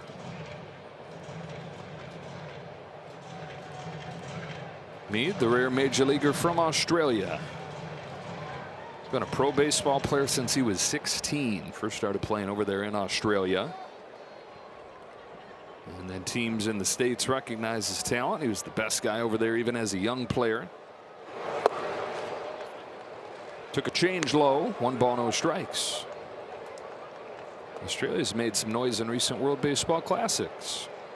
We're talking about Travis Bazzana, top prospect in the Cleveland organization. He's from Australia.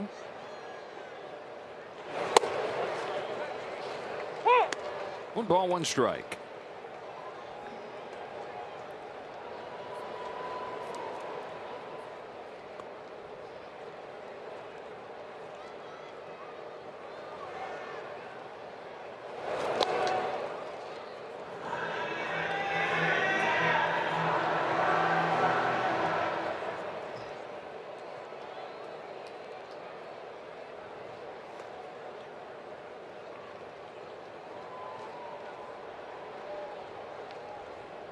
Bessie to Mead.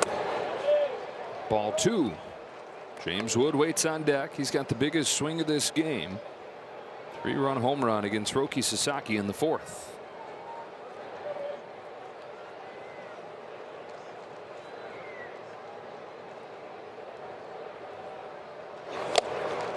Count evens 2-2.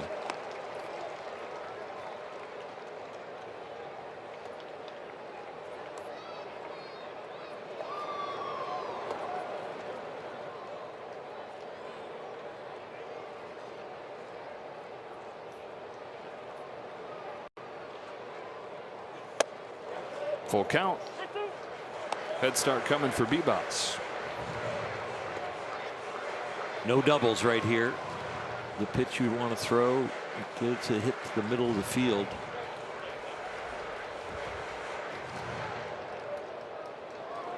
The runner going, a double might score him.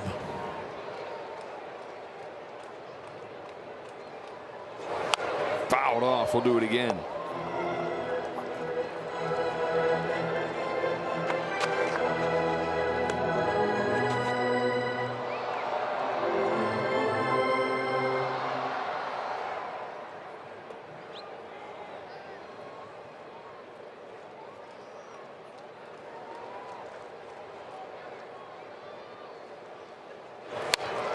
Another foul.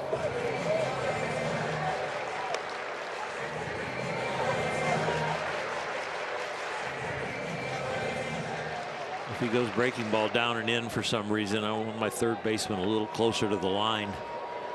I don't want any ball in the left field corner. 8th pitch from Alex Vesia. There goes Bebas again. Mead laid off. Ball 4.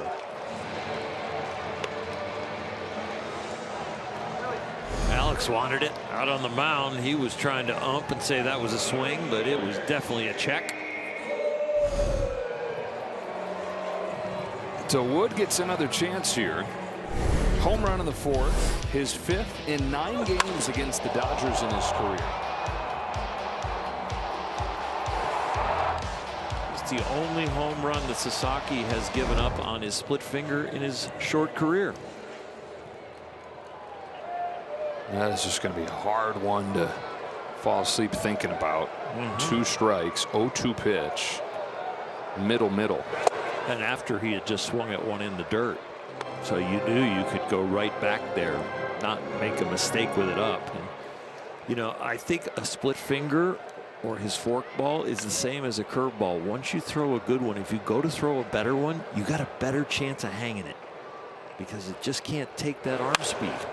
Wood slashes one down to third for Espinal. Throws to Rojas, who's got company around the bag, but he's able to find second and end the inning. So Vesia puts up a 0. 6 in the books. 6-3 game.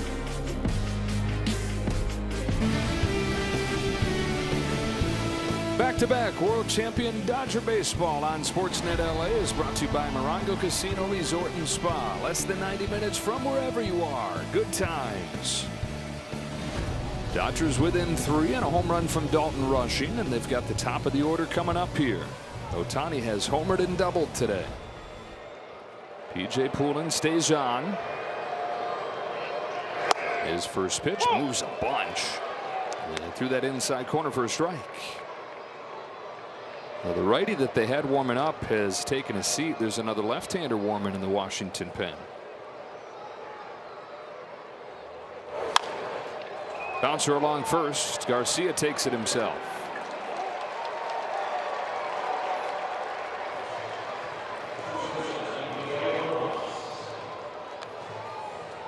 Here's Rojas. We've been talking about how hot Andy Pages has been. This guy down in AAA Oklahoma City saying, "Hold my beer, Andy." James Tibbs hit 3 home runs for the Oklahoma City Dodgers yesterday. Has 7 in his first 8 games of the year.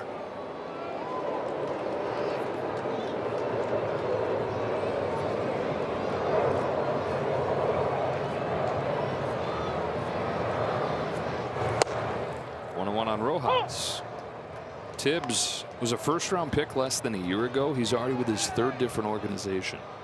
He got drafted by the Red Sox, or by the Giants, traded to the Red Sox in the Devers deal last June, and then a few weeks after that traded to the Dodgers for Dustin May.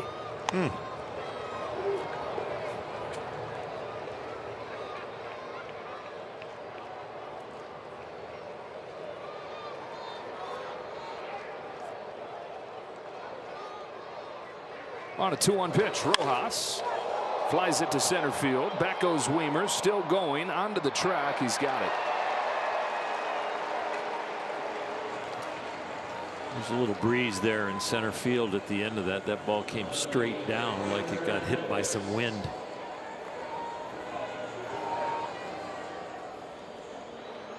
Dodgers haven't gone down in order since the first inning today. 2 up and 2 down for Poulin here in the 7th. Teoscar Hernandez, who's singled and walked.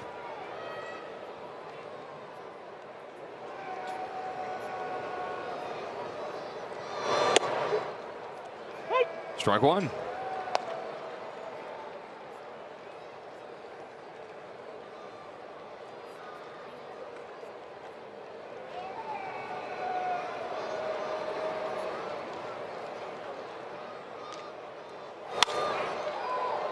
Carved out to right. And there's James Wood.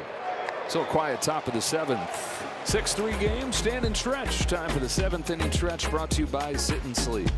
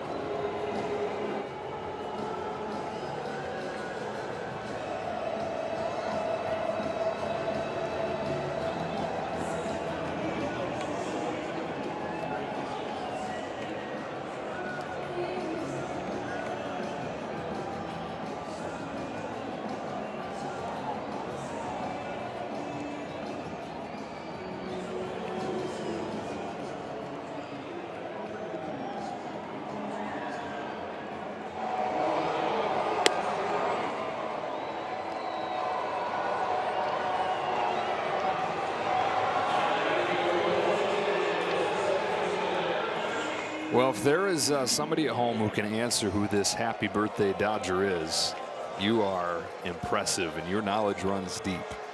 Happy Dodger birthday to Greg Smith, who was traded from the Cubs to the Dodgers before the 1991 season. Our friend Jose Vizcaino, who's with the organization now, was the guy that went the other direction in that trade. Jack Dreyer comes on to pitch, misses with his first one to Nunez. So Greg Smith came to the Dodgers in '91.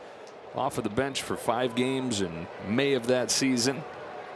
And 4 more years in AAA, but then a long career as a scout. Happy birthday, Greg. Bonus strike on Nunez in a 6-3 game here in Washington. Nationals riding a couple home runs, 2-run shot from Garcia, 3-run shot from Wood. Looking to snap their 4-game losing streak and avoid the sweep. Dryers ahead 1-2.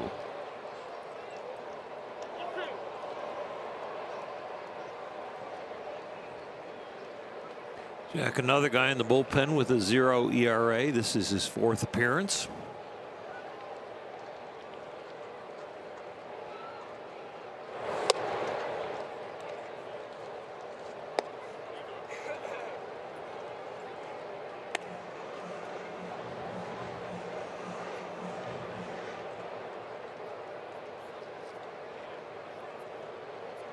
He's pretty high up on the trust tree of Dave Roberts.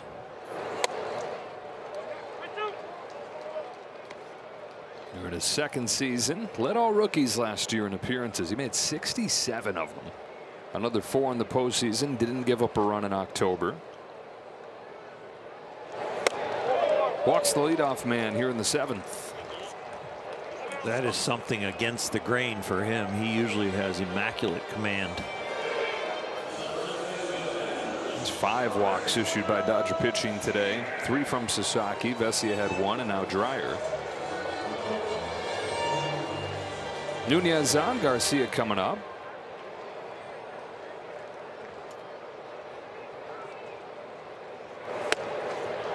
So those 67 games for Dreyer last year as a rookie. This is a guy who in his entire career at Iowa pitched in 20 games. Missed an entire year because of a shoulder injury. Missed a year because of an elbow. And that's how you go undrafted and then have this kind of stuff.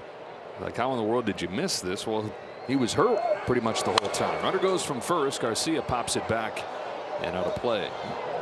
So when the Dodgers signed him as a free agent, he hadn't pitched in more than a year coming back from the elbow injury.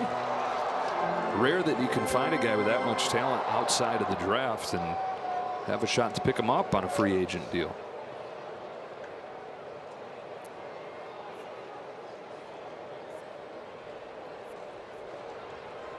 Dreyer to Garcia with the 1-1 pitch. He's ahead 1-2. Dodgers have been very good at picking up guys of what could be considered the scrap heap. Max Muncy off the couch. Justin Turner just came to spring training invite. Different guys. Walker Buehler had just had the elbow surgery at Vanderbilt, and they said we'll take him even though he's hurt and been fixed.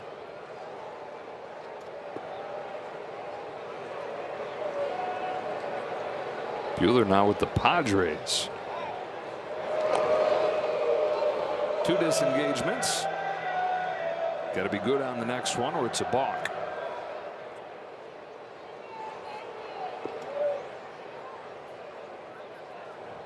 Nunez already 1 stolen base today, 21 out of 24 in his career. Look out. Good catch by Rushing. Jack has been arm side high this whole time he's been out there for those 10 pitches. His arm is pretty late compared to what his body's doing.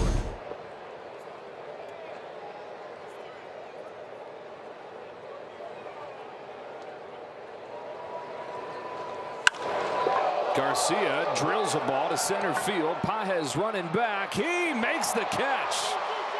Andy Pages ranging all the way to the warning track, and with a leaping grab, he's got Garcia. We talk all about the bat, and the bat's been so outrageously good that it's covered up what's been an improvement defensively as well. This is a J route. He does the hook of the J first, and then he goes straight back to catch that. He knew it was going to be to his left, so he started to his left, and then he read it as it's going to be over my head, and he had the wheels to get there. That's the first out of the inning. Runner goes. Throw from Rushing has no chance. Second steal of the day for Nunez. No, Pages and Extra good shape coming in this year, extra trim, and he's added a little bit of speed as a result. His first step looks so good.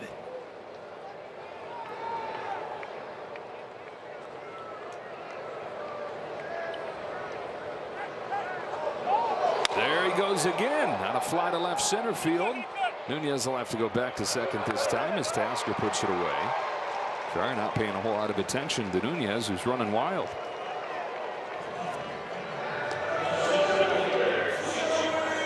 Teo didn't have to cover as much ground as Andy did. Andy covered 87 feet on that fly ball to center over his head. Rick Monday, who knows an awful lot about outfield play, says the biggest adjustment that Andy's made in center field is both of his feet are on the ground when the ball crosses the plate. He used to have one slightly up in the air as he would get ready. And so now Rick feels like those jumps have gotten a lot better because he can move in any direction as he reads the flight of the ball. He had a little hop in his step past. Usually that's a good thing. A little hop in your step. Yeah. Not out there. And outfielders will take a slight pause after the crack of the bat to make sure they get a good read. But Andy is not only a good read, but it's quicker. 0-2 on Joey Wiemer.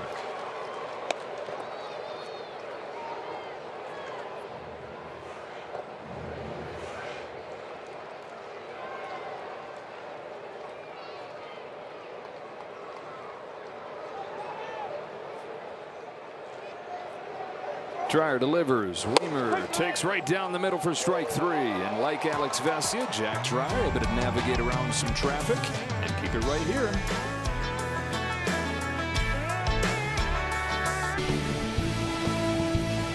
Dodgers down 6-3 to the 8th inning we go. Final game of this 3-game series in Washington, D.C. Dodgers head from the nation's capital to another nation up to Toronto tonight. Start a 3-game series with the Blue Jays tomorrow. Cionel Perez comes on to pitch. More breaking balls. They are finding a formula with these lefties that is trying to keep the Dodger offense down. The main thing that's kept the Dodger offense down and not having this game be closer is they're hitting with runners in scoring position. They're only 1 for 8. Freeman lofts the first one he sees to left field. Dalen Lyle won't get there, but it's foul. Don't step on your shades. One lefty after another coming out of the bullpen. Third pitcher of the ball game. All of them left-handed. Now Perez, 3 games so far in a Nationals uniform, has given up 2 home runs. The top home run hitting team in baseball so far in the Dodgers. A couple of them today. If you got any more thunder in those bats, complete a comeback. Freeman, who's 0 for 3, is down 0-2.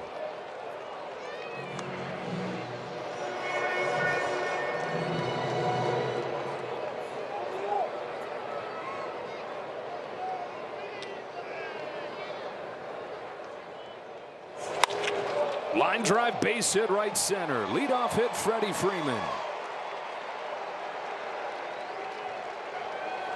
Check swing before was awfully tight. I didn't think it was a swing, but he definitely swings on this one.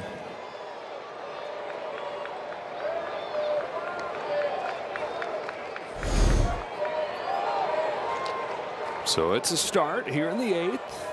Andy Pages, one of his first quiet days of the year. He's got a walk, but he struck out twice.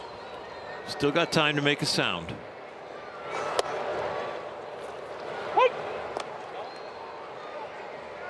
Aaron Bates is saying his favorite thing about Andy's day yesterday Previous was pitch was that called a strike. Los Angeles was challenging. he struck out in his first at bat, came back and still had the 3 hits and the home run. He's going to challenge right here. ABS powered by T-Mobile.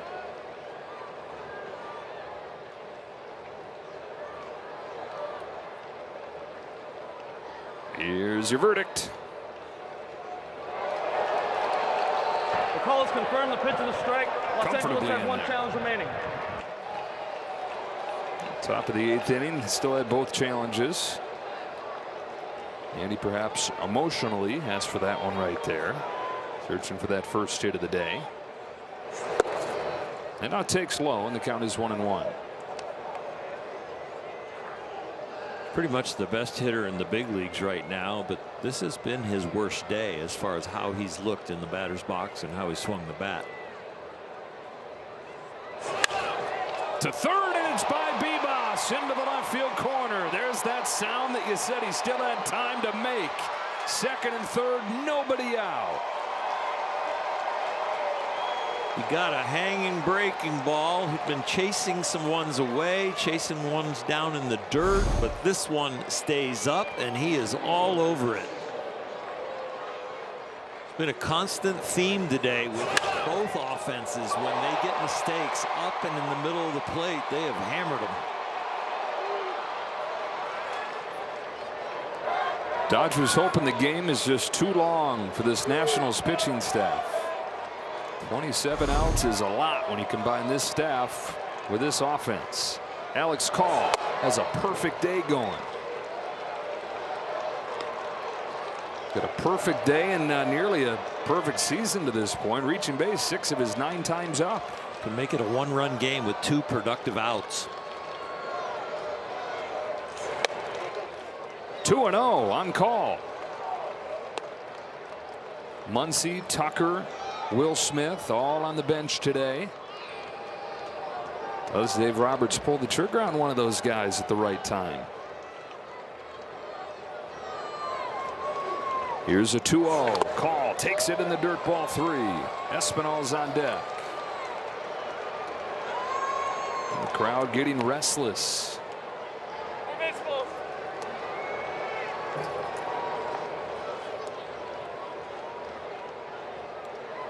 And there is Will Smith. He's trying to dig into that gear bag. Get the elbow pad out. 4-pitch walk to load him up.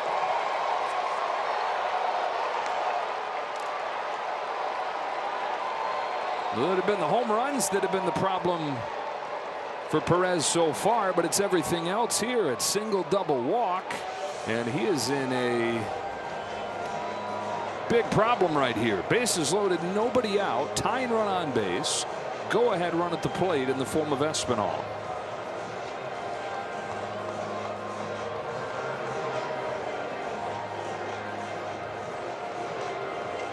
You still can get it done with 2 productive outs to make it a 1-run game, but now with bases loaded, no out, the Dodgers are probably getting a little bit greedy. So Espinal, just his second start as a Dodger, looking for his first big swing.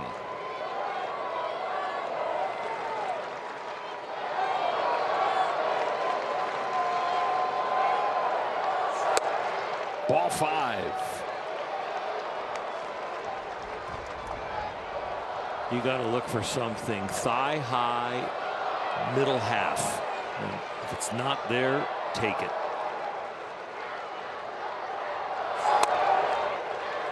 At the knees, 1-1. And he was taken all the way.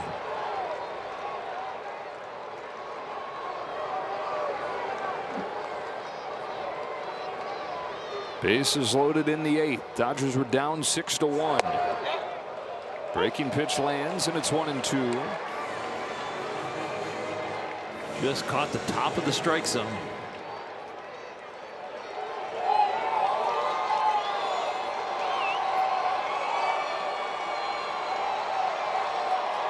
Here it comes. Espinal pulls it down the line. Foul.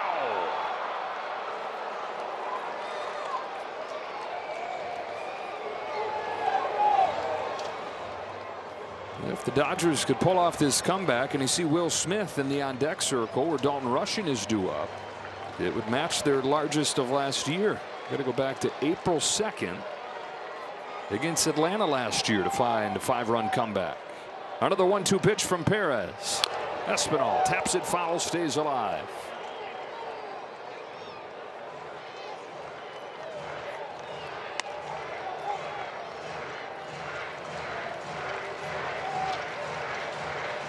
Single from Freddie Freeman. Double from Andy Pajes. 4-pitch walk from Alex Call. On another 1-2 pitch, Espinal cranks one. Left center field. That's down. Throw to the plate is not in time. 2-run score. 6-5. Big smile from Santiago Espinal. His first run's batted in as a Dodger. On his first hit as a Dodger. And folks, still nobody out. Nobody out, first and second, because of this swat right here. Espinal with the big leg kick got himself back in the count. 2-strike hit, 2 RBIs. This game might be too long for the Nationals. 4 consecutive base runners to greet Perez. And now a pinch hitter instead of Dalton rushing. It's Will Smith.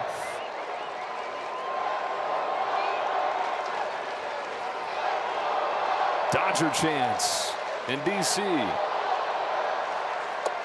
Ball 1 on Smith. So rushing hits the home run that gets the Dodgers back into the game, but another lefty out there in Perez.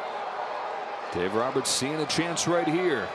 Sends up his all-star catcher in Smith. Pinch hitting.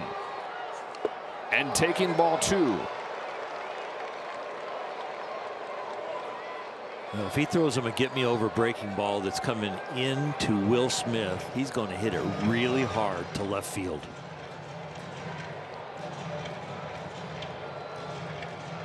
Will is definitely looking for something middle in. 4 unanswered for the Dodgers. 2 on, nobody out. 2-0 pitch. Ball 3. When he's missing, they're not chasing. When he's throwing strikes, they're pounding him. You notice right there, Will Smith did not look at Dino Ebel. He's on his own as far as the green light. Dave Roberts going for it. Tucker into the on-deck circle. 4-pitch walk to load him up.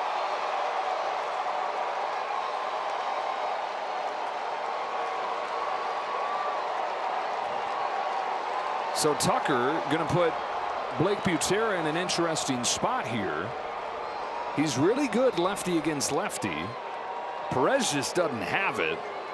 Butera's got a right-hander ready and is going to make the change, putting the Dodgers into the platoon advantage here. So Tucker the pinch hitter, and he's going to get a righty to come on to face. They've cut it to 1. There's still nobody out.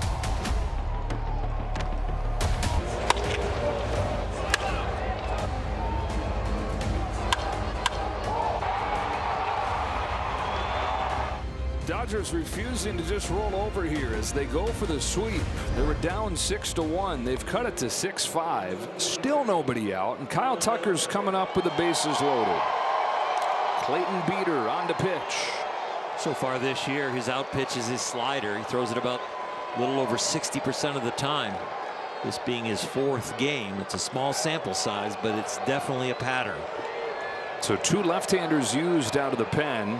Butera goes to the righty here for Tucker with Ohtani on deck. First pitch breaks inside. Nowhere to put Tucker, who's got 5 grand slams in his career. This has been a breakout weekend for Tucker. His first home run as a Dodger. Called at third, the tying run. Espinal at second, the go-ahead run. Tucker looks at ball 2.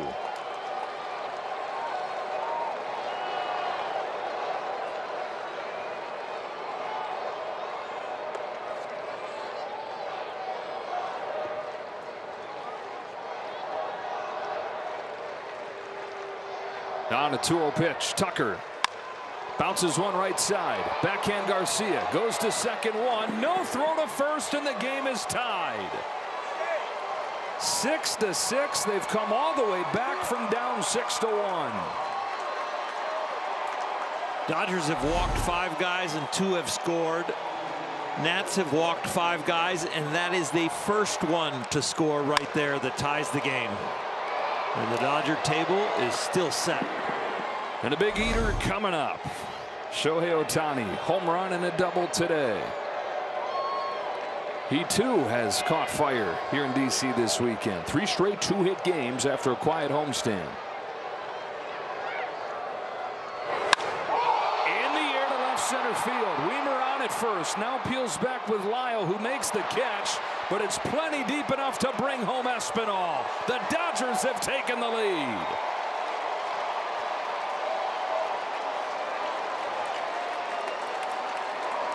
Six unanswered, and they lead 7-6 in the 8th. There's the productive out. They've had it since 2nd and 3rd. Then they had bases loaded looking for productive outs. They get the base hit to get some runs, and now the sac fly to go ahead. Watch for Tucker to possibly run here if his legs are loose. Oh, somebody else is thinking that too.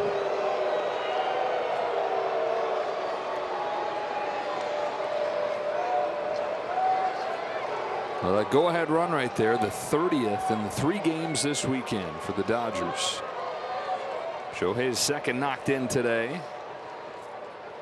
Rojas, who's 1 for 4. He's brought 8 men to the plate in this inning. And the Nationals live in the same nightmare. This bullpen giving it away. Finally got a good start. 5 innings, just 1 run from Foster Griffin. Penn took over, and immediately the Dodgers started to come back. Mentioned earlier, the last 4 games, the bullpen has an ERA close to 6, so they're continuing that trend here.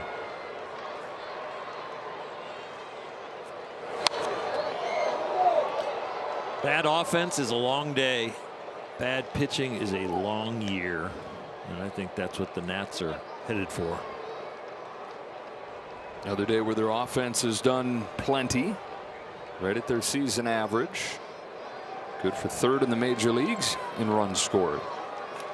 Well, the bad pitching so bad that they're going to be 3rd in the major leagues, and if they can't come back and win this game, they'd be 3-6. And I think they might lead baseball in 5 or more runs in the offensive side, and they still lose. 2-2 on Rojas. Went around, strike 3. But the Dodgers score 4 times in the 8th inning to take the lead from down 6-1 to ahead 7-6.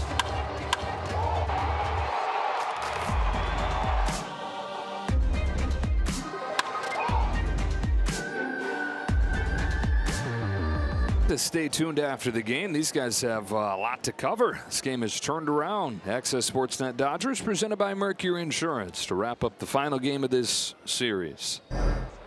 Tanner Scott is on, and he blows the first one by C.J. Abrams. 7-6, Dodgers in front. Ha-Seong Kim, who just got activated today, is into the game at second base, and Will Smith stays in and does the catching. So that's a 2-for-1 at second base. Tucker pinch hits for Freeland, and then immediately crossed off of the lineup sheet as Kim comes in for him.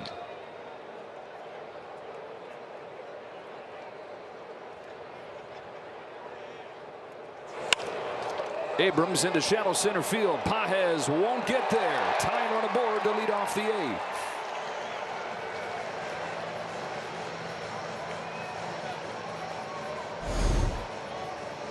Little blooper, but it counts.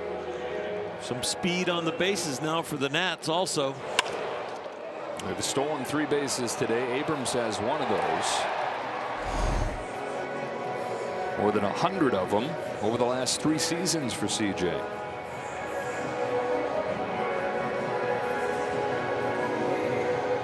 Mark Pryor's out for a visit because Brady House has been introduced as the pinch hitter. House, one of their young studs, just 22 years old, started the first 2 games of this series. Former first-round pick. Debuted midway through last year, struggled, but an encouraging start to this season. So here he is pinch hitting for Jorbit Bibas.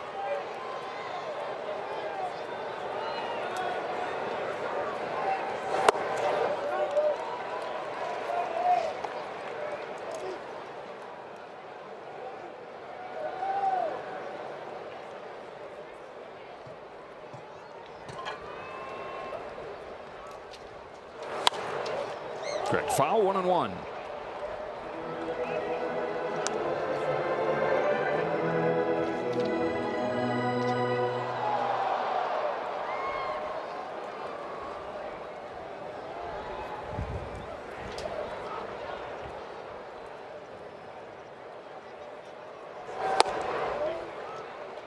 One and two.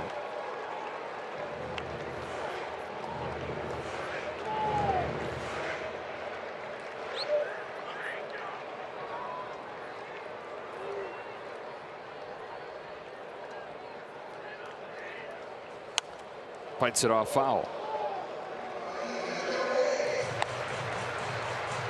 These are the counts. This is the count that burned Scott last year.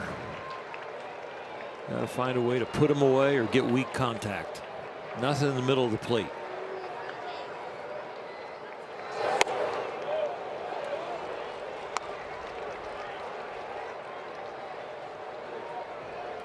That last pitch sets up the backdoor slider. Something a hitter would give up on. Fouled straight back. Well executed, though.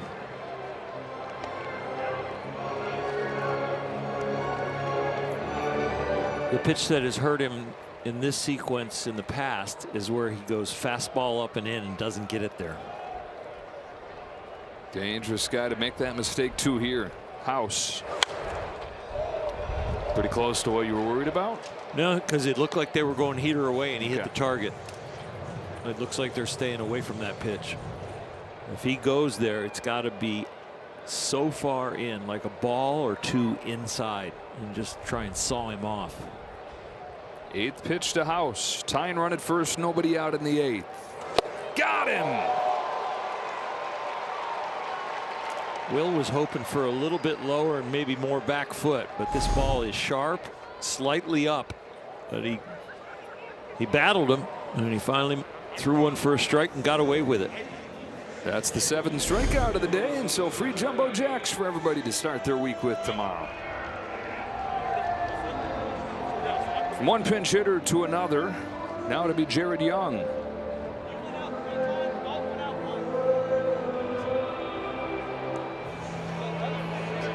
The Young pinch hitting for Keibert Ruiz. Jacob Young, beg your pardon. Center fielder for the Nationals. First couple days of this series. A very left-handed heavy lineup today. He comes off of the bench.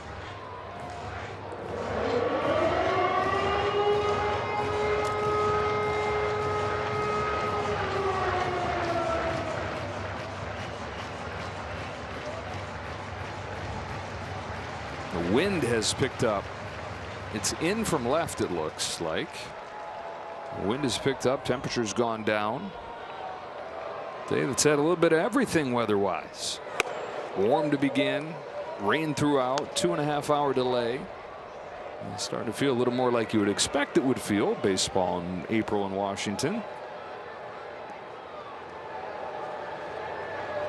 Abrams still no budge over there at first base. Here comes a 1-0 pitch. Young pops it up. Foul ground at third. Espinal comes forward. The wind pushing it. And he's there. That was an adventure. That wind looked like it was going different directions depending on the height of the ball. But you got it right, Joe. There was definitely a shift in the wind. He took a peek like, man, oh man, how much room am I going to have here? Started back by the bag and wound up catching that thing closer to home. So the leadoff hit from Abrams, one of the best stolen base threats in the league, is still over there at first base as the tying run. Now the 9-hitter Meade. Outside corner for a strike. Meade came off of the bench, drew a walk in the 6th inning.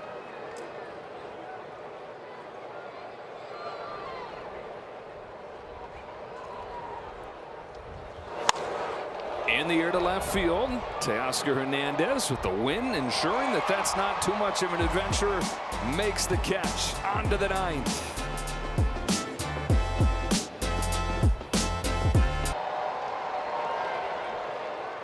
Two in the 6th and 4 in the 8th, and the Dodgers have flipped around a 6-1 deficit. Lead 7-6. Edwin Diaz getting ready for the bottom of the 9th inning.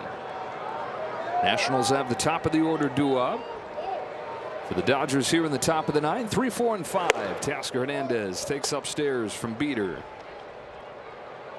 Dodgers cruised the first 2 games of this series, knocking out 23 runs. A couple blowout wins by 7 on Friday, by 5 yesterday. Nail biting here, trying to do it from behind, from way back to complete a sweep. Dodger pen so far 3 innings, no runs. Nats pen so far 3 innings, 6 runs. We were talking about it when you were given the details of all the comebacks they had on the homestand. What gets buried in the headlines of the comeback is the bullpen work to set it all up, and it's been the same thing today, pitching around some traffic. First Vesia, then Dreyer. Against Arizona, they had just over 11 innings of shutout ball. The bullpen did.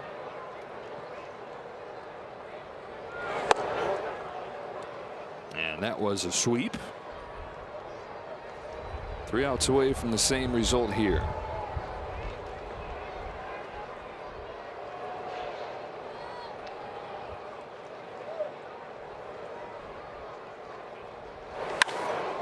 Driven in the air to left center field. Does it have enough to get through the wind? It sure does. Teoscar Hernandez, big time strength right there, powering that ball through the wind for his first home run of the year.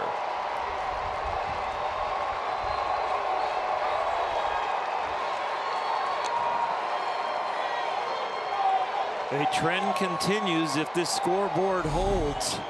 The Dodgers have now out-homered the Nats, and that would make them 6-0 when out-homering their opponent.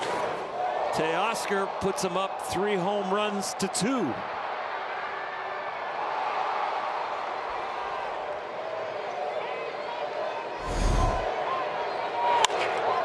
And some really nice insurance right there, facing the top of the order in the bottom of the 9th inning. That took some serious sock to get it out against that wind. To that part of the park.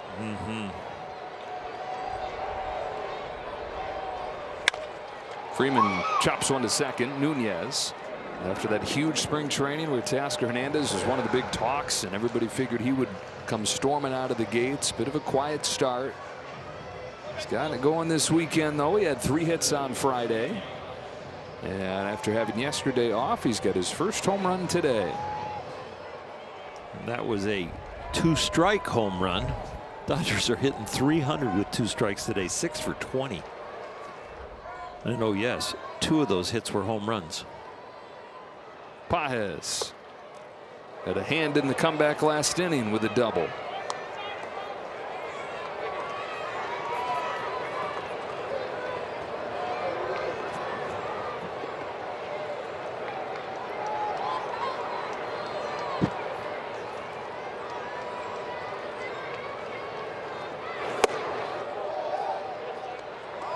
That's a strike, 1-1.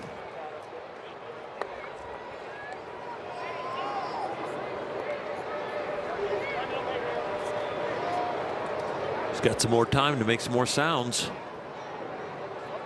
It was a nice at bat, his last one. Drive that ball by the third baseman, hit it so hard he couldn't get it.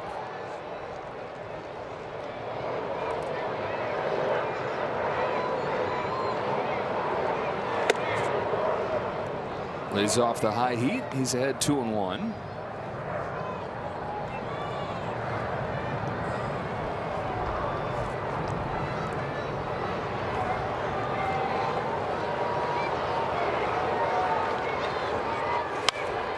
Same deal as yesterday. The early strikeout didn't let it ruin his day. He's followed that later in the game with a big hit or 2. Struck out very quickly in his first at bat yesterday, and then went on to get 3 hits, including a homer.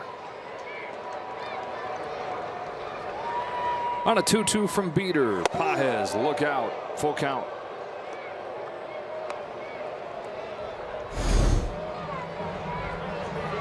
His number 1 out pitch is his slider, and boy, that just missed his hands. He's trying to keep that front shoulder in to stay on the slider. Almost got hit by the fastball. Good battle.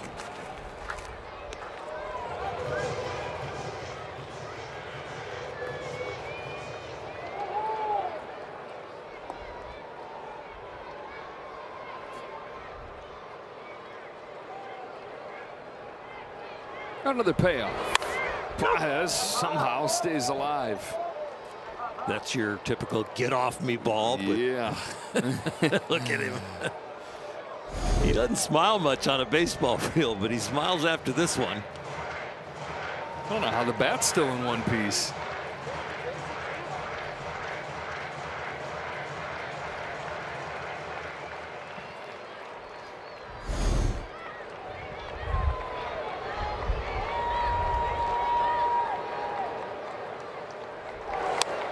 Guy's done nothing but just crush and be the best player in the world for the first 2 weeks of this season. And the first time we see him smile is as he gets jammed on the knuckles. Exactly. He is one serious cat.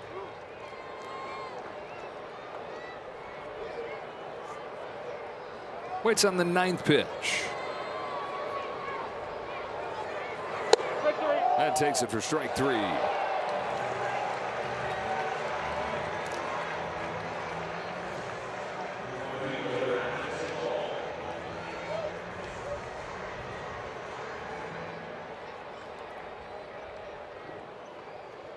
Looks like that may be it for Beater. 2 gone in the 9th inning here. Wow, that was really close. So the Nationals making a change. Back in a moment.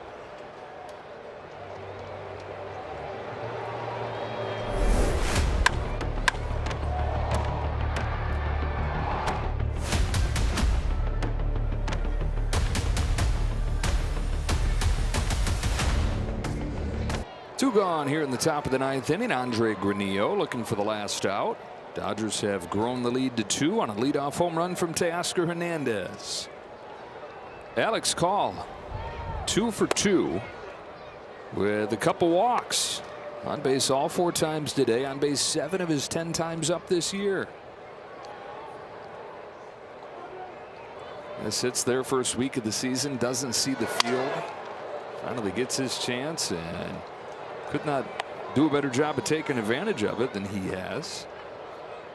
Hopefully this bat has as much success as the old one did.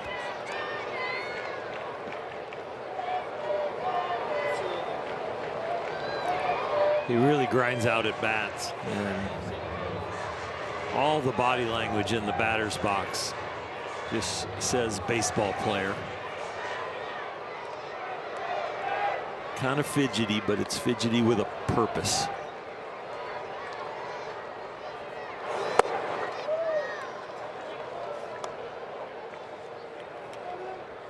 Invented the bat flip walk. Yeah, not too many guys take walks with as much swagger as Alex does.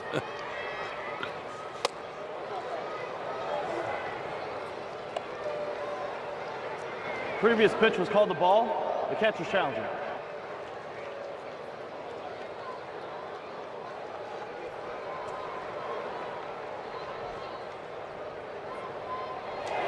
Yeah, they were right. ABS powered by Ball's T-Mobile. overturned. Washington has 2 challenges remaining. So the count is 2-2 on Call. Oh, even Granillo is trying to become the rare pitcher to get a challenge in.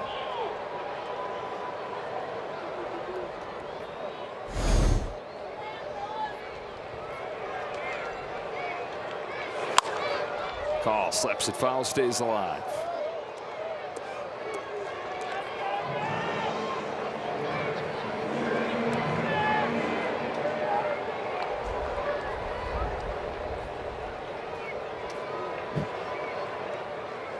Another 2-2. Another foul. With that wind, that is definitely going foul. That thing was blown about 40 feet to the right.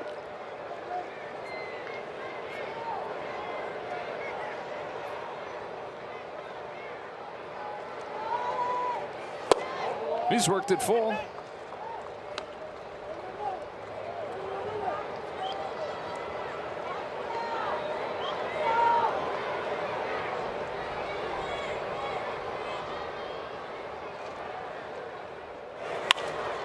call into left center field. Lyles coming on. He's got it. To the bottom of the ninth we go. The Dodgers have gone from down 6-1 to ahead 8-6. And on a day where Edwin Diaz thought he might get to rest, got the trumpets playing as Edwin Diaz gets ready to come in, looking for the save and looking for the sweep. With the Dodgers coming back, they've got an 8-6 lead. They continue to be the comeback, I can't say kids, veterans. Yeah. Yeah, if there's one thing they're not, it's kids. Edwin Diaz in his first season with the team, he's giving you that sure thing at the back end. Comfort of knowing that you have it. As a manager sitting there if you're Dave Roberts, as a guy in uniform if you're one of his teammates, and as a fan sitting at home. Something about having that closer. You know who's coming through the gates in the ninth inning.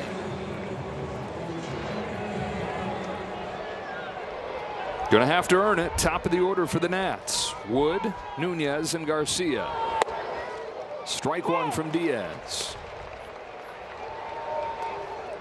Wood 1 for 3 today. Had what looked like was going to be the swing everybody was talking about. A 3-run home run against Sasaki in the 4th. They have not scored since.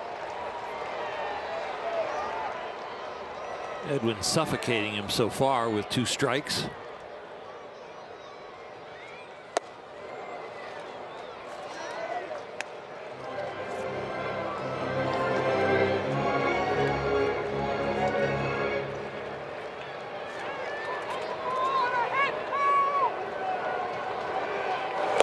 Did he go? No swing. 2-2.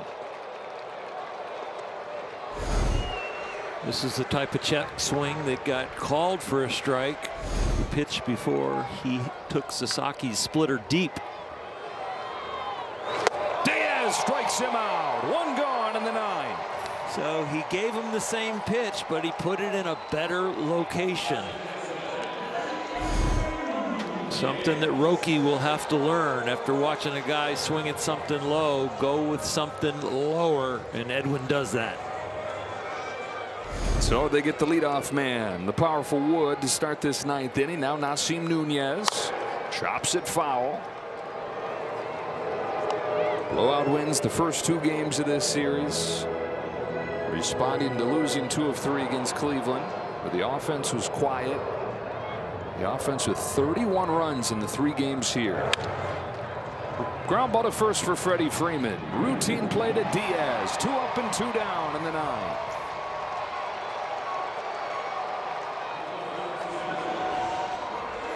First 2 outs on 7 pitches.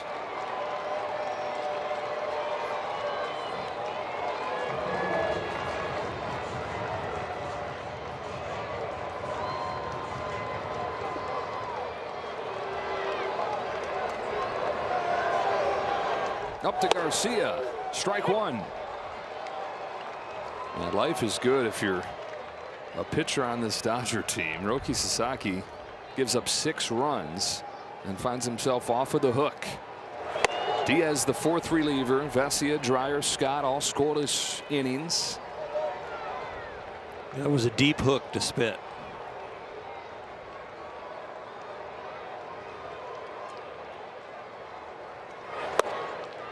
Ball 2 on Garcia.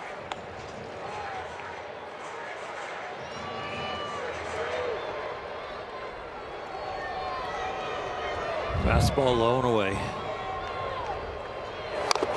Little slider, 2-1 slider. Evens it up, 2-2. Unpredictable. So a strike away for Diaz and the Dodgers.